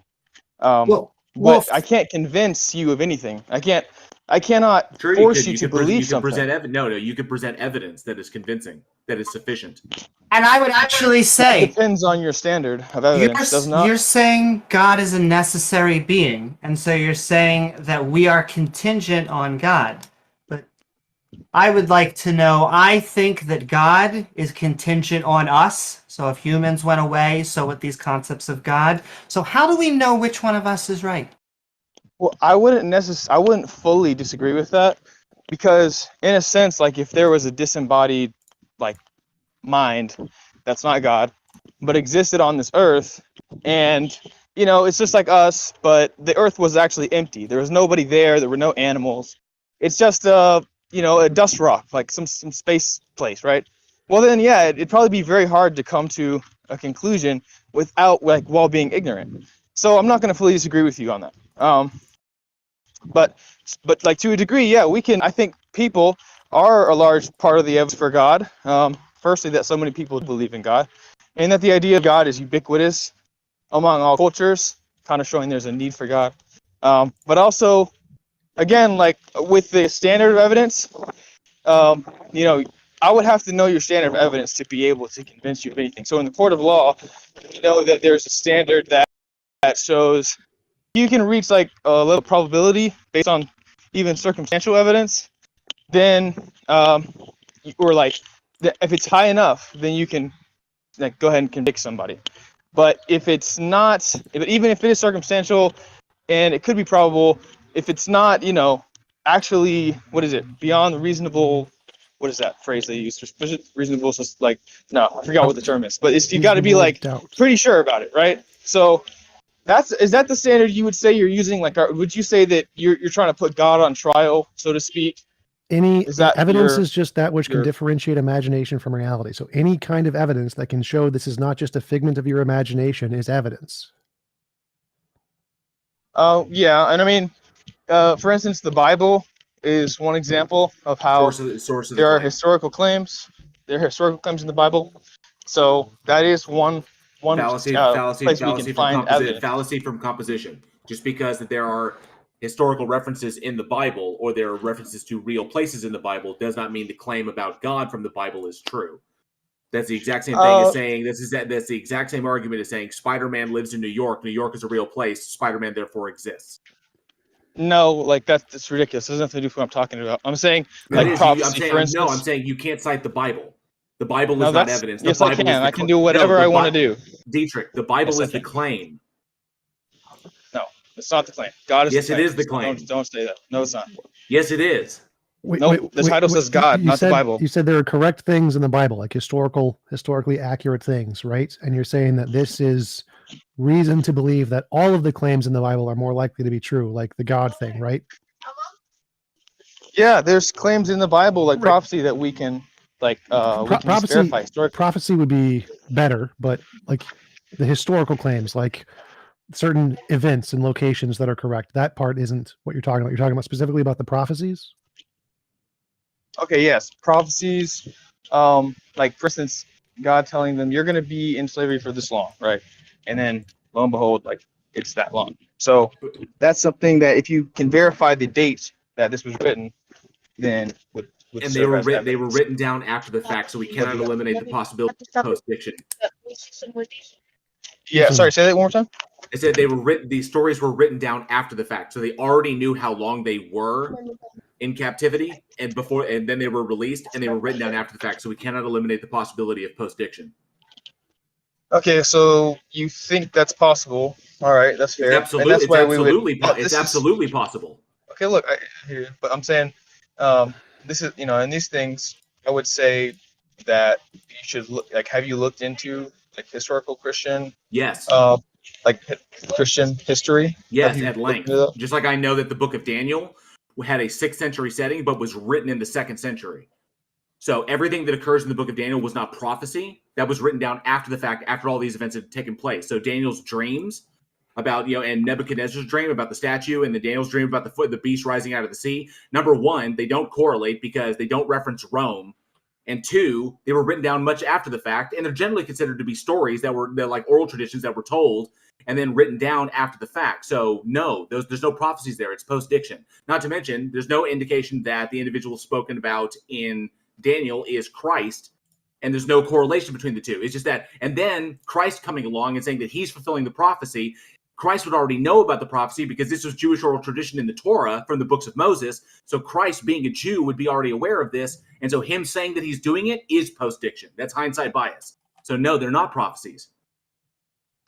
Okay, so your scholars tell you that it was written after, and mine tell me before. So there's some disputes here. What was written before? No, there's no dispute in this. Can we can trace no the book back to the 2nd century, roughly about, I think it's 265 BC or 265 BCE, before Common Era. Which book do you think was written? The book of Daniel. No, I'm asking him. Which book does he think was written before whenever? Which book do I think was written? Yeah, which book do you think that you have has the prophecies that were written before the prophecies happened?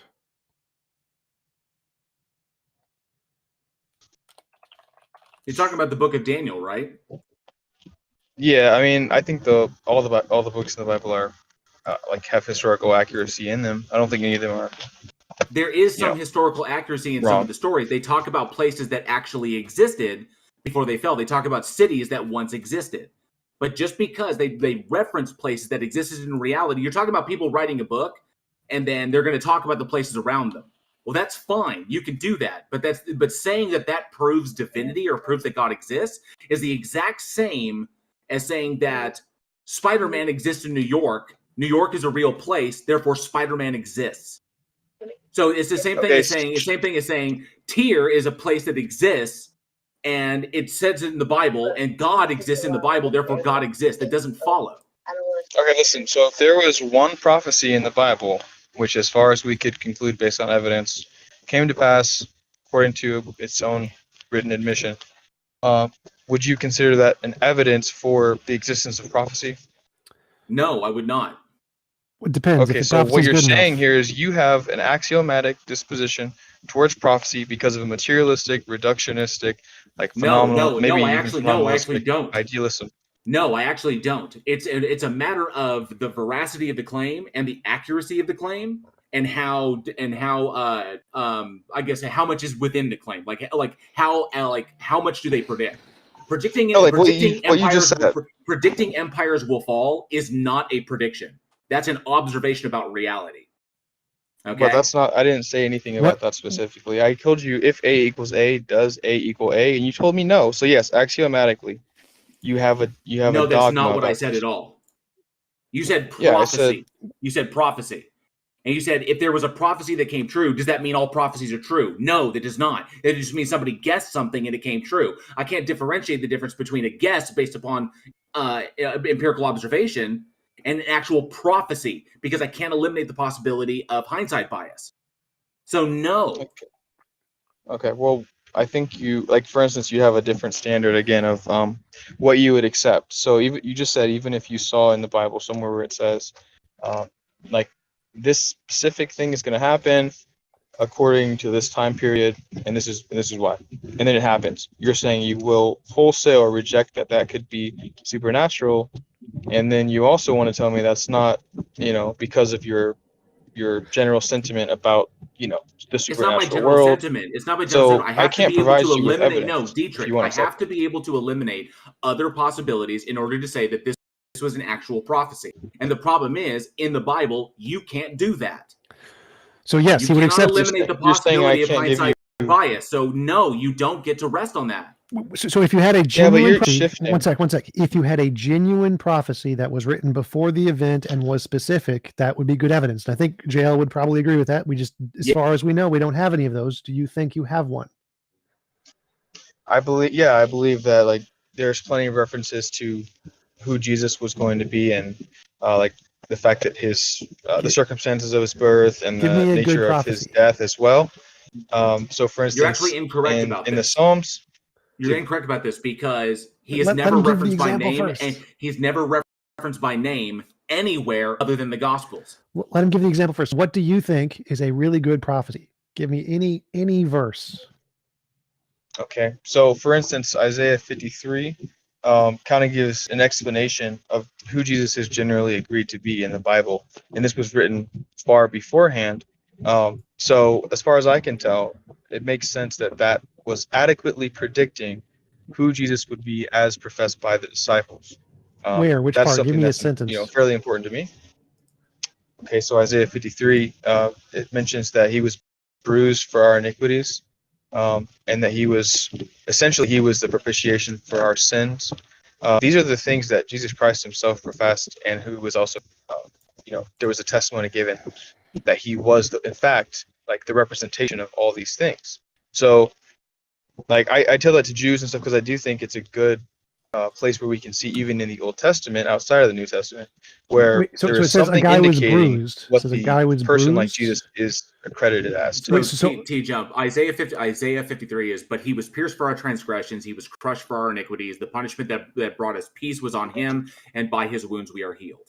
And there's no indication The whole that this is that's Isaiah 53. Or that's Isaiah 53. Yeah, there's nothing about sins there. You lied, Dietrich. There's You nothing said about something sin. about sins. There's nothing about sins in that. Hang on a sec. There's nothing about sins in that. There's nothing about Christ in that. It doesn't give an allusion to any particular person. And if someone came along, because this was in the Torah, Jesus would have been aware of this. And then if Jesus deliberately, having this knowledge, attempted to bring this about, then that's not prophecy. Yeah, it says, because of our sins he was wounded, beaten up because of the evil that we did. We are healed by the punishment he suffered, made whole by the blows he received. So if you want to be reductionistic and like tear this apart, that's up to you. If I read a prophecy that was written 1,000 years ago, and I read this prophecy, it's like, wow, this is amazing, and I believe this, and then I deliberately take steps to bring that prophecy about. It eliminates it as prophecy because I have foreknowledge. I'm affecting conclusions with my prior knowledge. Which and part? Therefore, it is no longer prophecy. I'm lost. Which parts in that phrase does it prophesy that there are bruises and a guy got stabbed in his hands? Were those the only two things that were actual prophecies in there? Because I'm doesn't even say his hands. Just says no, he was it's the pierced whole for our it's the whole thing. But it which says sentence is the in prophecy? Isaiah 53, 5, verse 5. Well, no, like this What is is the describing the Messiah. This is what's generally agreed upon. Even today, Jews will teach you that this is what this is referring to. Dietrich, a You know that? prophecy. You need to predict something about the future that's specific. What is the specific thing that this is predicting about the future that we can verify? The Messiah. So that's not just our opinion as Christians. It's also what the Jews believe. No, I don't like what sentences in here are things that we can verify happened in the future that don't apply to literally tens of thousands or millions of people, that we can specifically say this is a prophecy. What? Because the only things I see here are a guy was bruised and stabbed, and that was about it. I don't see anything else that we can verify here, and that applies to literally hundreds of millions of people. What is the prophecy? Well, I think you have. It does require like trying to view it in a holistic way. Yeah, and say this sounds like the person of Christ. It's like to me, it's a natural inference, but to you, you're saying you're not proving anything here. No, and again, this is why I pushed you in the beginning. I'm not saying that. I'm saying I don't even understand what you're saying. I can't read in these sentences anything that I can look for in the future and say, yep, there's one that identifies this prediction. There's no prediction there. Like scientists make a prediction. The comet will come around every 553 years. Wait 553 years. There's the comet. That's a good prediction. What is the prediction made in any of this? Oh, okay. So, like for instance, it says right here, the Lord says, "It was my will that he should suffer. His death was a sacrifice to bring forgiveness, And so he will see his descendants, he will live a long life, and through him my purpose will succeed. After a life of suffering, he will again have joy. He will know that he did not suffer in vain. And it goes on. Okay, So so this it is seems a that's specific prophecy where so, the wait, Lord is speaking. So it seems like the events that were prophesied there was that someone will suffer and die and be reborn. Those were the three events essentially. And also what they did. So as They we don't know say anything from specific as to what they did to him. There's no mention Yeah, of the what do you crown mean? of thorns. There's no mention of the crucifixion. Okay. Well, again, There's what no you're mention doing of the is flogging you that have took place you before have a that, though. skeptical mindset. You have a skeptical mindset. No, So this you're is- saying No, it's not. you It's not haven't about having a described it skeptical exactly. mindset. It's about what can we derive? What conclusion can we derive from what we are presented? And you are making leaps here. And besides the fact that the Jews don't even think Okay. that Christ was the Messiah, so No, that's a different question. They think Dietrich, that the Messiah was Israel. One sec. So it's the same. It's the same remember, difference. remember when we were talking earlier, you said if you gave us an example of a prophecy that said something very specific happens. Specific is the important word here. Specific means it applies to a very small number of cases. So far, based off of the words that you've read, it applies to pretty much anyone who's ever worshipped a god ever and suffered and died. That's about. I don't see like what is specific about this. Okay, so first you were saying, well, it's not a real prophecy. Then I, Yes, it's just not now specific. read where it specifically says that this is what the Lord is saying and what He will do, which is by definition a prophecy. And now then I made an inference, right? And I empathize that you don't want to read that into the text because you think presuppositionally that it can't be in there. So I want the I text. understand why I want you're the seeing text it to that say way. it. I But want the text to say it. You can't So- say that it's impossible either. Dietrich, You can't say that at least. Dietrich, for something to be a prophecy, it has to be specific. If it's not specific, it's not a prophecy.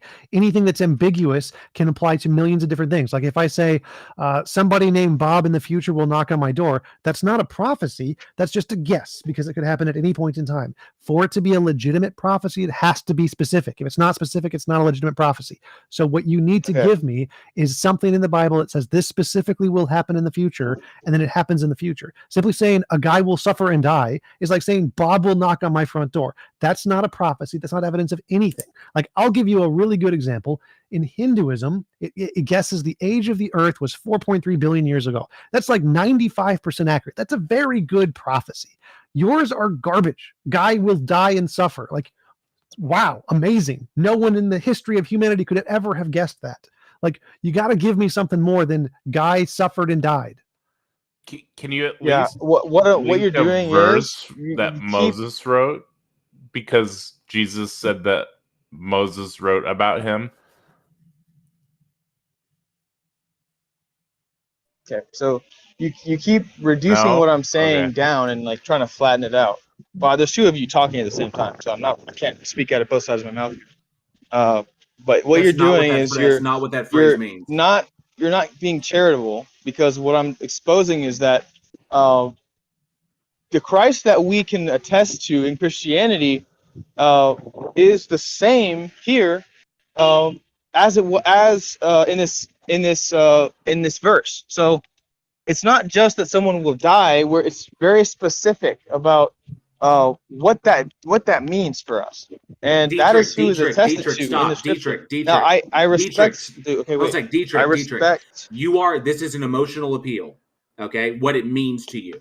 What we're talking about is looking at the book and looking at the claim and looking at what Isaiah says, and then looking at what you're saying about Christ. Okay, and we have to look at all the evidence that we have available to us. And the evidence we have available to us is that the books of Moses were written. The person known as Christ or Yeshua was born. Yeshua would be aware of the Torah and would be aware of the prophecy of someone being sacrificed or someone coming along and preaching these things. So if Christ went about doing this on purpose, knowing full well that the prophecy existed, and he said, I'm going to fulfill the prophecy, that eliminates it as prophecy because he is using prior knowledge to affect outcomes, to affect circumstances. That eliminates it as prophecy and cements it as hindsight bias. Okay, so if I walk around and say I'm the president, are you going to believe me? If you just walk around saying you're the president and you're not actually the president of the United States, no, I will not believe you. If you say I'm going to be the president, okay, and then you take steps to become elected, and then you become the president, that's not prophesizing. You're just saying I'm making a prediction about reality, and then I made that prediction come true. Yeah. So just because somebody would come along and say, yeah, I'm the person from Isaiah 53, doesn't mean anybody would believe them. The real question is why we have 8 billion people who agree that he was. No, hang on a second. You hit a very good point there. Doesn't mean everybody would believe him. And guess what? Only a handful of people believed him. And the teachings he gave were at the time. And then the teachings that he was espousing were considered heretical. And so he was then executed for heresy. Okay? And then you mean the prophecy was fulfilled? No, it wasn't. It means that if Christ is there, Dietrich, stop. If Christ was aware of the prophecy and he knew that preaching heresy could result in his death, and then he died, it's literally he made it come true because he used prior knowledge, and then it resulted in an outcome that he was fully anticipating. Okay. Well, anyway, so the you point can't is, eliminate this possibility, but it doesn't matter because at the time, not a whole bunch of people believed him, and that's why he was executed for it, because it was considered heresy. And then the reason Christianity spread was because of the Roman Empire, because it's easier to convince people. It's essentially flies and honey. It's essentially vinegar and honey. You can convince people if you're spreading Christianity, more people than you can at the tip of a sword. And the war effort was becoming way too problematic for Rome. The empire was getting way too big, and the war effort was costing them out here. The Senate was unhappy with it. The populace was unhappy with it. And so eventually they turned to more diplomatic means of convincing people to submit to the empire, and they used Christianity to do this. Okay, so again, this is not part of what I was saying. I get no. It's refuting everything that you're saying. No, it's refuting your argument for popularity. It's refuting your argument for prophecy. You haven't actually given a source, but you're providing an alternative view, and then you're saying this is also possible. But the only reason I'm saying that is the actual case. Okay. The reason why I brought this up was because I wanted to try to give an example of something that is considered to be a prophecy which we debunked. I'm not saying you have to now believe it. We debunked it. This was just supposed to be a pit stop, so we can move on to the next one. Dietrich, we debunked it. So, do you have anything? You can believe that if you want, right? Because I'm not trying to convince you. I was giving you an example. Well, let me try to explain this a little more. So, if I make a prophecy that there is a dog who is going to walk in front of my front lawn and it's going to poop out all of our sins, and my religion is true of my religion, and just dogs do this every day. They come in front of our lawn, and then this dog that poops out our sin is going to suffer and die. And let's say in 300 years, 3,000 years, whatever, there's a group of 1 million people who all worship a dog who died in front of my lawn. Now, obviously, there's 1 million dogs who did this in the course of my life, and just one of them happened to die. And if I just attributed that to my religion, that doesn't actually mean this was a prophecy, because this is a thing that happens all the time, and we just picked one of the ones that it happened to, and we believed in it. So does the fact that this prophecy is so vague, it applies to things that happen literally every day, because there are millions of Jews who were tortured and killed by the Romans, and you could have just picked any one of them and said, you know what, that one died for our sins, and that's relevant to us, and then use that to foster a religious belief. And then it'd be really popular, because it's happened all the time, happens all over the world. People die, and then you idolize them, and that's how most religions start. So the fact that this prediction was made, that a person would suffer and die for our sins, and then you pick any Christian who suffers and dies, and you build a religion off of that. This isn't a prophecy because it happens so often that it isn't specific. For it to count as a prophecy of any kind, it's any kind of prophecy at all, it has to be specific, not a thing that happens a lot. And your religious inclinations of how you feel it's significant to you, and that millions of people now or billions of people now follow Jesus, isn't a confirmation of the prophecy. It's just taking a guy who died in Christianity and then building a religion off of that, which is literally how all religions form. So again, for it to be a prophecy, it has to be something specific, like in Hinduism predicting the age of the earth 4.3 billion years. That's a very good prophecy. Yours is a guy will suffer and die and lots of people will follow him in the future. That's all you predicted. That every religion fits that criterion. Okay. So I understand what you're saying, and in that it's not, for instance, giving you E equals MC squared, right? Or something like highly specific, telling you there will be a man named Einstein and he will give you E equals MC squared. Yeah, that would have been a Like great that's prediction. very specific, Great right? prediction. That's extremely specific. Hard to say it's not exact, like literally just true. Right. But there are other examples. I just wanted to bring that up as a testimony to the person of Christ. That was the real reason I brought that one out first. And then, the other one that I hear is that there was a time in which the Romans were trying to go against, I think it was Italy, and Italy actually retreated to a small island outside of Italy, like a peninsula. And so it was predicted in the Bible that this place would be completely destroyed. And it was also stated that the city would be torn down completely, and that the stones would be thrown into the ocean. And in fact, the way that they were finally defeated after moving onto this island was that they took the large stones from these buildings, and then they threw them into the water to make a land bridge, and then they finished them off there. So, to me, that's another example of a highly specific prophecy. The reason that I don't normally talk about this stuff is because I'm not a historian. So anytime I speak about this, even if I've heard it's true, I don't know for a fact, and also I can't sit here and claim that I'm more of an expert than somebody else. Does that make sense?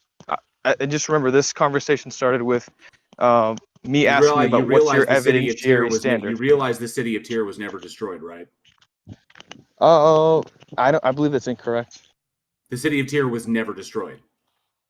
The city of Tyre? No, I believe that's incorrect. I spoke with Eisenhower about this anyway, and anyway, this is exactly why I don't. It's one of the bring this prophecies stuff that was up. never fulfilled.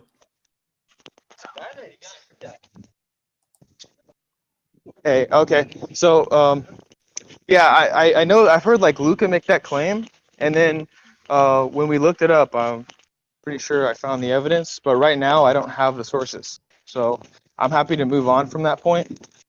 But the reason I brought this up was because we were talking about evidence, and then TJump said there is no evidence. So I wanted to firstly start off by saying that we can look to the Bible and try to make confirmations of the claims that are there to try to meet that standard. And then I wanted to ask about other forms of evidence. What other forms of evidence do you think would be convincing for any of you? That's problematic. Oh, go ahead, TJ. I'm sorry. Other than novel testable predictions, pretty much nothing, because you kind of need those. Okay, so essentially you're doing a wholesale rejection of any form of personal revelation. Can you share with us your personal experience? Well, no, because if it wouldn't convince you to have literally 10,000 angels swarm you and take you up to heaven, then there's absolutely no reason for me to tell you my experience.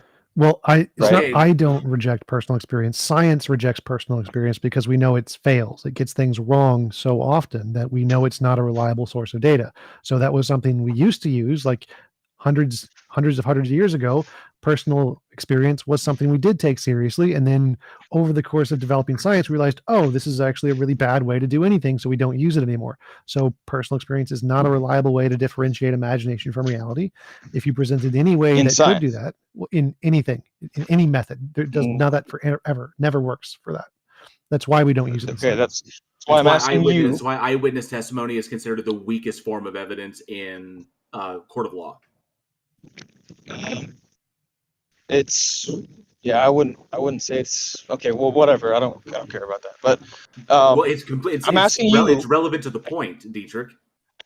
Okay, great. So look, I'm asking you a simple question. I'm asking you a simple question. What is there any form of personal experience that you would change your mind or whatever about the topic? Because if it's only history and having an exact prophecy about Einstein, then there's, I'm just curious what else. 'Cause Are if you okay? anything, I'm you saying, would, okay. So, you would Dietrich, be open to. you're asking, is there any type of personal experience that would convince me automatically that a God exists?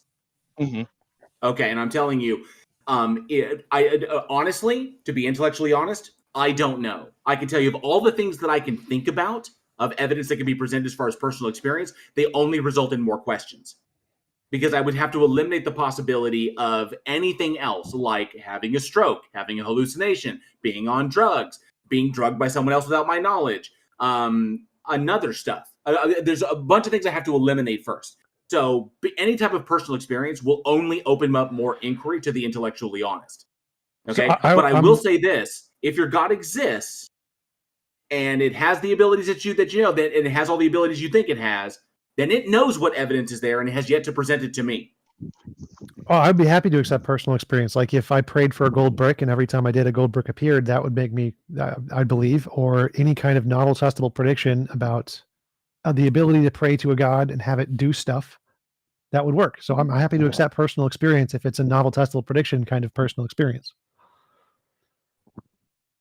Okay. So, but is that relegated to breaking the law, like miracles? No. Or could that be something like, let's Like if say, I prayed for lottery what's it called? tickets and I won the lottery 10 times in a row, wouldn't break any laws of physics. That'd be great evidence. Okay, let's talk about like synchronicity. Do you think that something like that, which is fairly hard to define? I don't know what you mean. Okay, well, synchronicity is it's a very timely set of events which has personal meaning, and it was created by Carl Jung, who had a patient that kept having dreams about some type of beetle, a scarab beetle, and then like one day she was in there, like a golden scarab beetle, and then one day she was in there, and like she was having a breakthrough of some kind, and then I don't know, like the golden scarab beetle came, and it had a lot of significant meaning, but it can mean a lot of things. So, like for instance, the largest example of this could be, like scientists say that when the Jews were exiting from Egypt, that there is actually an explanation for why the sea could have parted, and they chalk it up essentially to currents and winds functioning together to temporarily create a land bridge. It's the Reed Sea. And then you could say that this is a natural process, but the timing of it is such that it has personal relevance, meaning, and lends itself to the hypothesis that God is working for these people to help them. Would you agree that would indicate that, or you think it would be pure chance? Synchronicity is just you have an emotional appeal to some event that happens that's irrelevant. But if Moses said, "I'm going to pray to God to split the sea," and then he splits the sea, that's a novel testable prediction. That not synchronicity. That's just basic evidence. So if you could make novel predictions like God's going to split the sea when we get here, and it happens, yes, that would be great evidence, even if it was just the wind or something. So novel predictions, great. Synchronicity don't matter. It's not, the emotional relevance to your life is completely irrelevant. What matters is if you can predict some event will happen in the future, and it's not already known, and it happens, like parting the sea. That'd be great. Okay, so you're saying that if it was caused by nature, that you would still consider that to be evidence that would lend itself towards the hypothesis for God. Yeah, so if you can predict future events that no one else can predict, and because of a hypothesis of God or whatever, that still would be evidence of God. You might have to do like a lot of them to make it sufficient to believe in God, but that would be evidence. Okay, so I also wanted to ask about, I think I have an idea where you guys sit as far as your skepticism. So, I mean, it sounds pretty rational, I guess. You're trying to just come to an empirical conclusion based on facts and not so much feelings and or whatever else. But what really caught my eye earlier was that, or my ear, is that there seemed to be resistance to Luca's questions, where he would ask you, okay, well, can you dive into a little more like why this is bad or why there's an obligation? And then the answer was essentially, well, it's just obvious to me. But if I were to tell you that it's just obvious to me that God exists, what would you say? Well, you're sort of right here. So I think Amy was missing the point of what Luca was asking, and when I answered it, he was just delusional. But yeah, Luca was asking, why is divine command theory wrong? Because if divine command theory is right, then God is right to drown babies. Totally fine for him to drown babies. And the argument we're making has nothing to do with arguing some kind of moral ontology that divine command theory is wrong. We're using cognitive dissonance to be like, you think drowning babies is wrong. You feel it in your heart. And so it creates a cognitive dissonance to think that God did that. We're not arguing divine command theory is wrong with some kind of moral ontology. We're saying intuitionally, we understand drowning babies is wrong. God drowned babies to create cognitive dissonance. So, and that's what I told him, but he wasn't listening. And so we just kept asking the same question over and over again. And Amy was presenting why it's has cognitive dissonance to think that drowning babies is a good thing. And we never really addressed the point. Like, I'm a moral realist, so I can present an argument against divine command theory, but that's not usually the reason atheists bring up the drowning babies. It's mostly our appeal to reductio ad absurdum, to create cognitive dissonance between the beliefs of the individual. It's not about a moral theory against divine command theory. Okay, so when you say you're a moral realist, that means you think morals are. Does that mean that you think you can derive morals from function? Moral realist just means they believe in objective morality, that moral statements are true objectively, independent of opinion. Objectively, but what does objectively mean? It means different things to different people. That? Objective means it's true independent of opinion or intuition or mind. It's like a fact of reality. Okay, according to what operation? Or operation? Operation. I have no idea what you mean by operation. Like, there are different kinds of moral realists. It's a good board game. It's like, yeah, operation. Like Platonic moral realism thinks it's a Platonic object. Something is like God's nature. Something it's a law of, like a thing in physics. Moral naturalism. Like, there's lots of different versions of moral realism.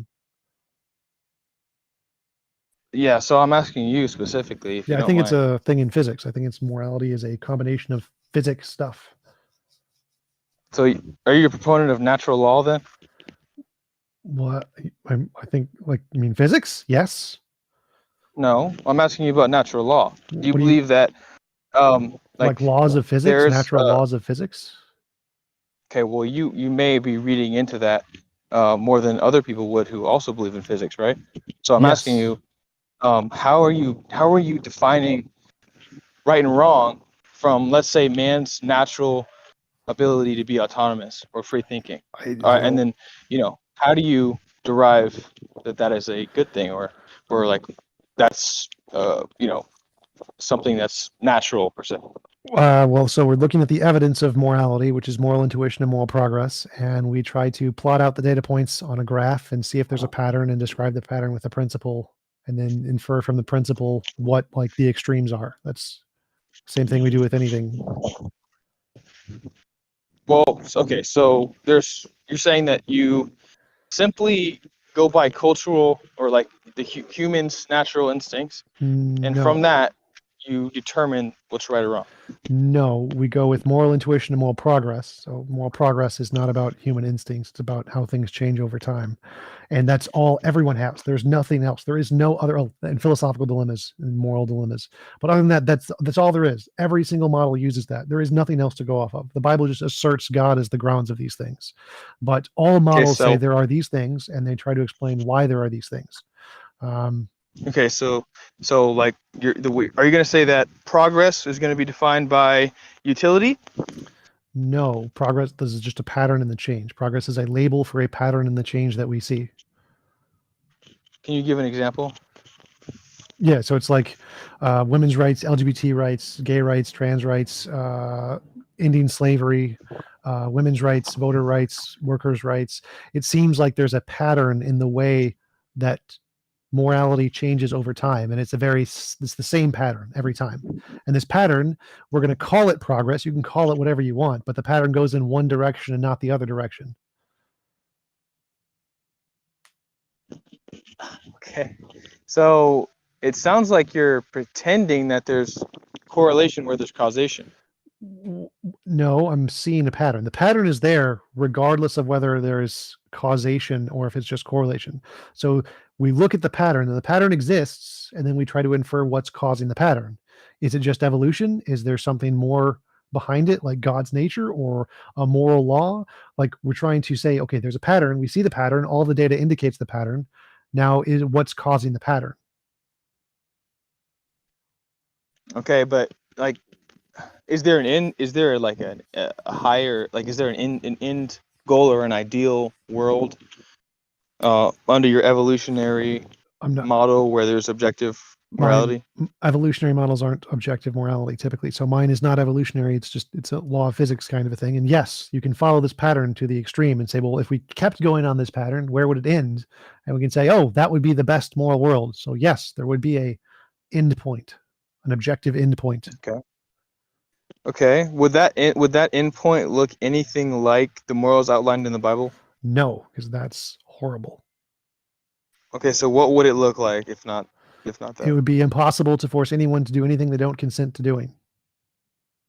It would be impossible to force somebody into doing something that they don't consent to doing. Yeah, it's close enough.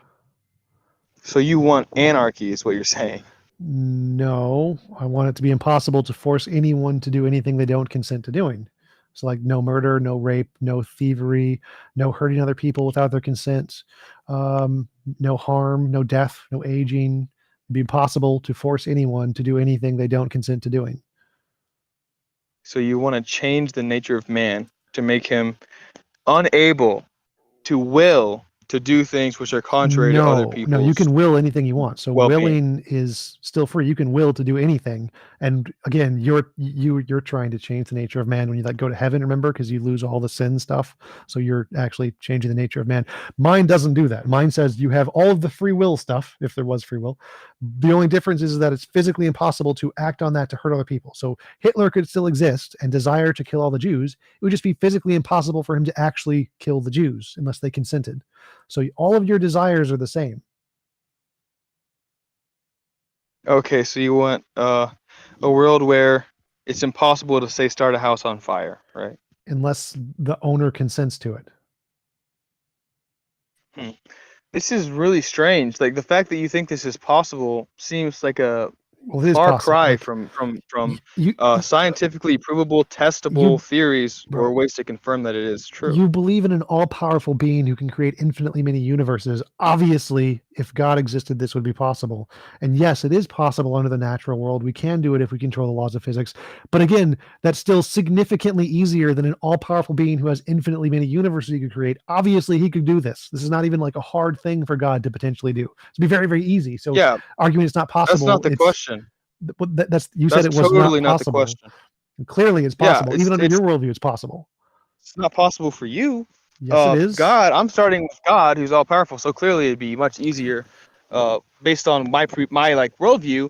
But you don't have that, so it's not nearly as possible or realistic for you. Two different things here. One is that, again, this is saying if we follow the pattern to its extreme, is there an extreme? Which is yes. Whether or not we can get there is a completely irrelevant question. We can. There are ways to do this naturally with the laws of physics and science, and we don't need a God to do it. We humans can do this, but that's a different question. The question is if we follow the pattern, is there an extreme? Yes, there is an extreme. There is an objectively moral end point, and you don't need a God to get there. But again, God could have done this easily, so it's clearly possible.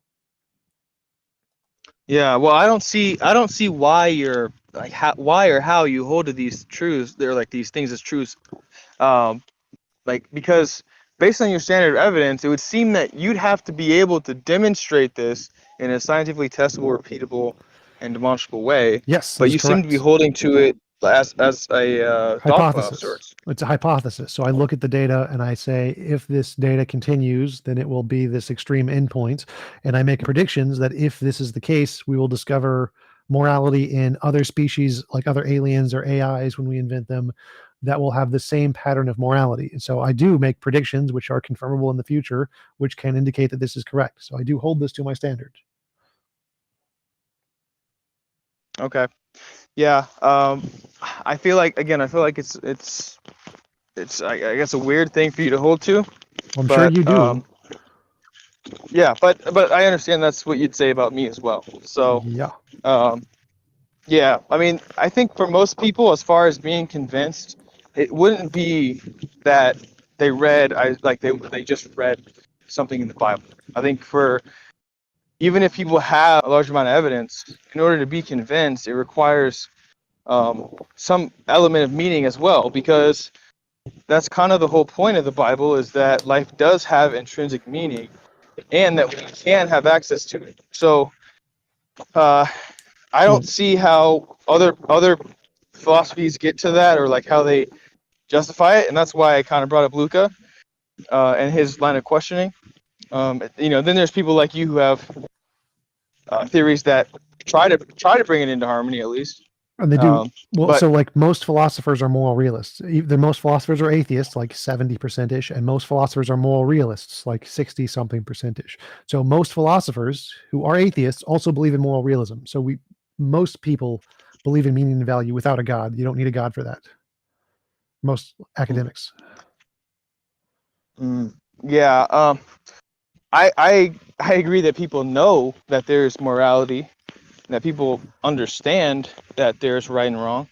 But Luca, for instance, who doesn't believe in any of those things, according to evolution or according to a world which just exists, I don't see how you can ever challenge him on that. I don't see how you can ever go, yeah, that's demonstrably, objectively false. Whereas the theist always has the designer to ascribe a function or obligation to whatever is created. Your designer So- isn't demonstrable, so you couldn't demonstrably show him false. Whereas I'm making novel predictions which are confirmable in the future, and if mine are confirmable in the future, we could actually show this, because I think it's like a law of physics that we can actually measure in the future. In which point we can yeah, you're objectively wrong because here's the literal thing.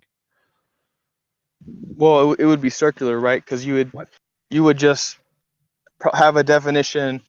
Like for instance, pragmatists, they say truth is just whatever's useful. So that's useful, therefore it's true. Like we predicted that this would be useful, and it was. Therefore, our theory is demonstrable. Well, no, I'm saying I so- think morality is caused by a law of physics. We will literally be able to discover the law of physics just like every other law of physics, so we can literally measure it. It's not what's Measure. circular.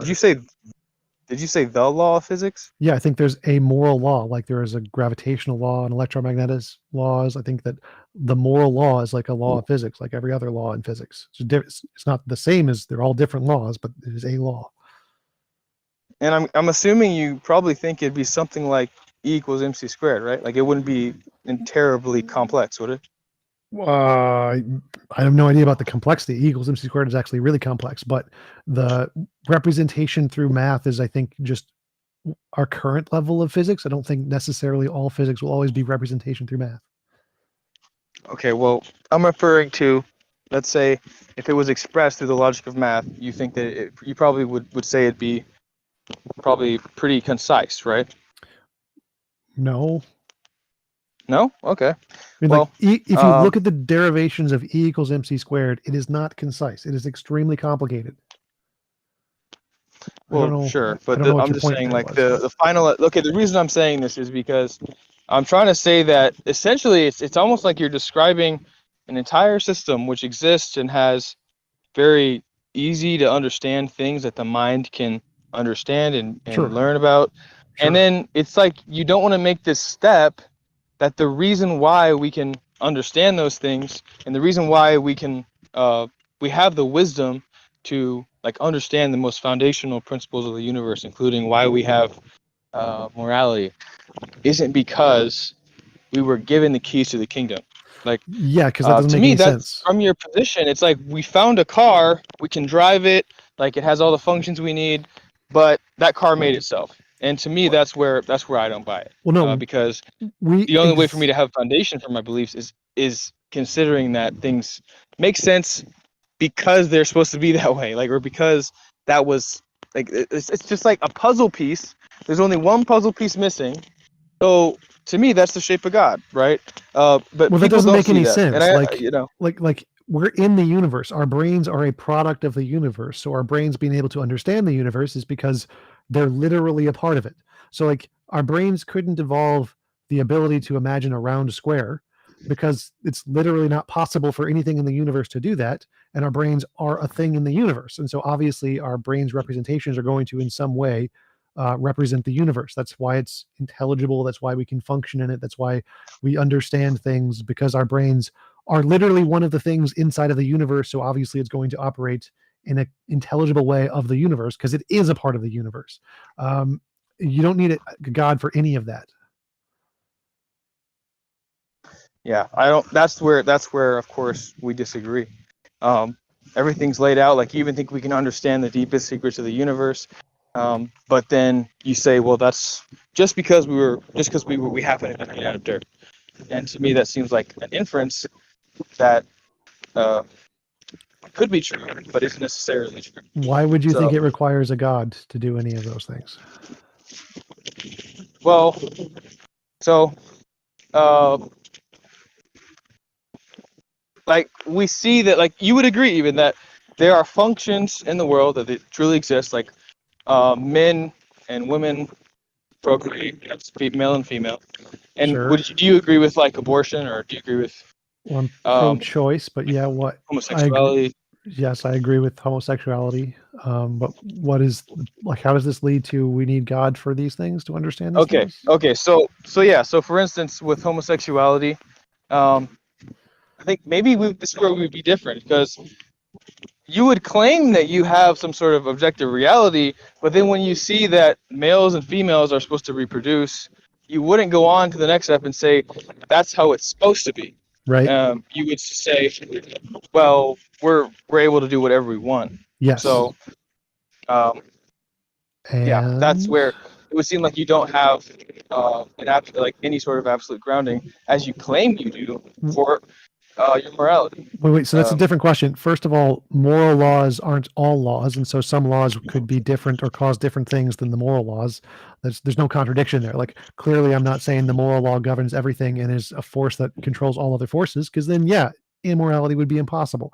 But my question to you was, why do you think you need a God for intelligibility or morality or any of those things? Because that doesn't make any sense. It's not that I need God to perceive that something is necessarily, like, not the way things are supposed to be. It's just that, like, in order to justify the reason that I do see them that way, and that's how it actually is, that would mean that the purpose or the meaning that I'm seeing there would have to exist in reality. Like, that meaning or that reality that I'm observing has to be at least analogical to something that is real. Otherwise, it's just a construct, and there's no way for me to ultimately know or have a good reason for believing that meaning that I'm perceiving is relevant or true. Well, so my worldview is that there is literally a law of physics that is like morality, and it literally interacts with our brains just like light and gravity do. And our brains then construct a model of the world based off of those things, which gives us knowledge of the way the world is. So it seems like I can do all of those things. I don't need a God. So I'm not sure why you think God is required for any of that. Okay, you're asserting this to be true. For what reason? In my worldview, we have brains and laws of physics, and the laws of physics interact with our brains via mediums like light and particles and stuff. That's not a justification for why you think that you perceive is true.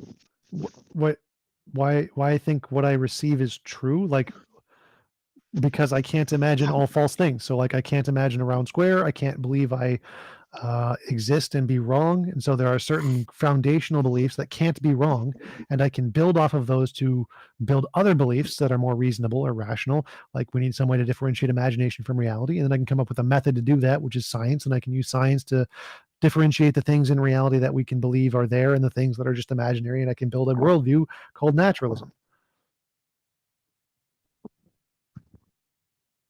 Okay, but you're still saying that observationally, like, observation is enough to conclude what should be. So what's your response to the is-ought problem? Well, I don't think it is a problem. I think there are two separate categories, but I'm not sure, like, I'm lost on your question here, because your question was something like, how do I know what's true? And like, if I imagine I was to ask you that question, you'd probably say, because God told me so, or something.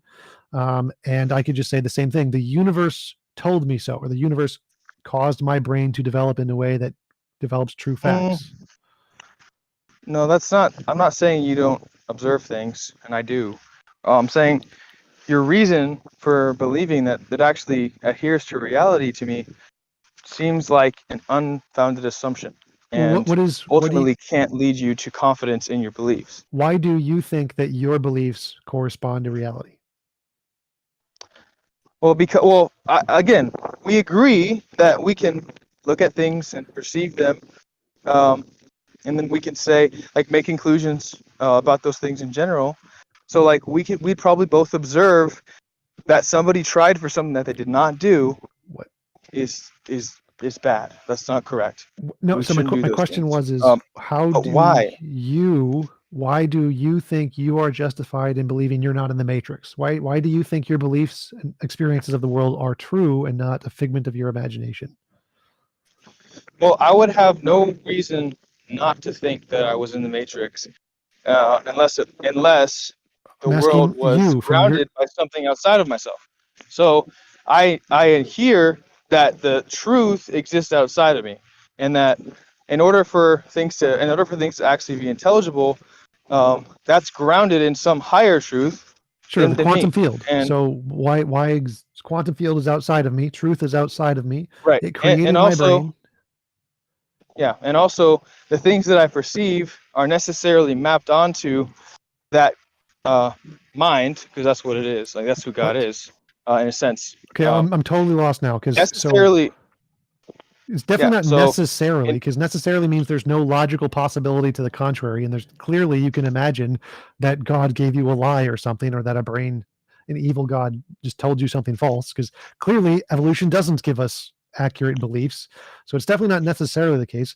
My question to you is, why do you think believing in a ultimate mind thingy who tells you stuff is a more rational justification for true beliefs than science and direct experience of the universe giving our brains information? I think it's necessary. That's my worldview. So therefore, I have a justification for why and how I know that I'm not in the Matrix, whereas you have no reason not to believe you are. What's necessary? He just said it was. He just said it was his worldview. He didn't justify it. Well, what is necessary? What specific things are necessary? That God, the mind of God, is the substrate of all things that we can perceive psychologically, and the matter of fact of all things in the natural state of affairs. So if I said a magical potato fart monster named Bob was a necessary being, does that mean that my belief is now rational? Well, no, because a fart monster doesn't have a specific nature.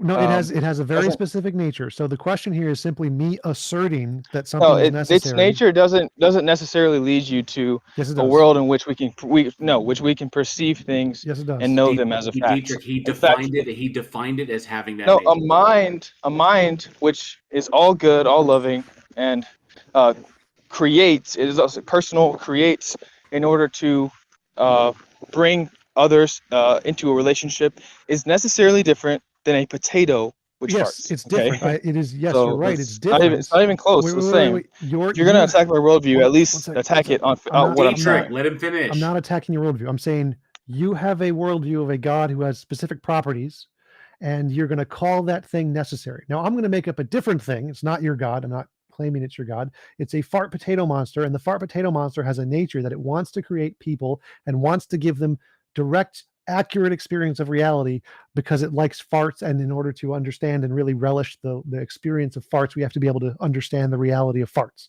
So it has a nature that would necessarily give us true beliefs about the world because it wants us to understand and comprehend the efficacy of farts. Now, does me simply saying that it has this nature that I've made up and have no evidence for, and does me simply saying it's necessary, give me a rational belief that I have a concrete understanding of reality? Does you saying that physics necessitates morality justify your claim that that's true? Well, it doesn't necessitate morality. I never said it did. I said it's based on evidence. No, you haven't provided any evidence of why you think that we get right morality. I said moral Without- intuition, moral progress. There's a pattern. Follow the pattern. Infer a principle. That's evidence. That's what evidence is in physics. You see a pattern, infer a principle, make predictions. That's what evidence is. I didn't say Yeah, it's but necessary. you don't have to affirm that observation matches with the actual state of affairs. What? You're just saying it's part of your worldview in the same way that I'm saying that God, who is all good, all living, all knowing, supreme, and eternal, is the justification for my worldview. Yeah, but mine has Dietrich, evidence. Yours doesn't. Dietrich, how did you determine that God has these attributes? But I gotta go. I'll see you guys later. Peace out. Take it easy, TJump. TJump. Dietrich,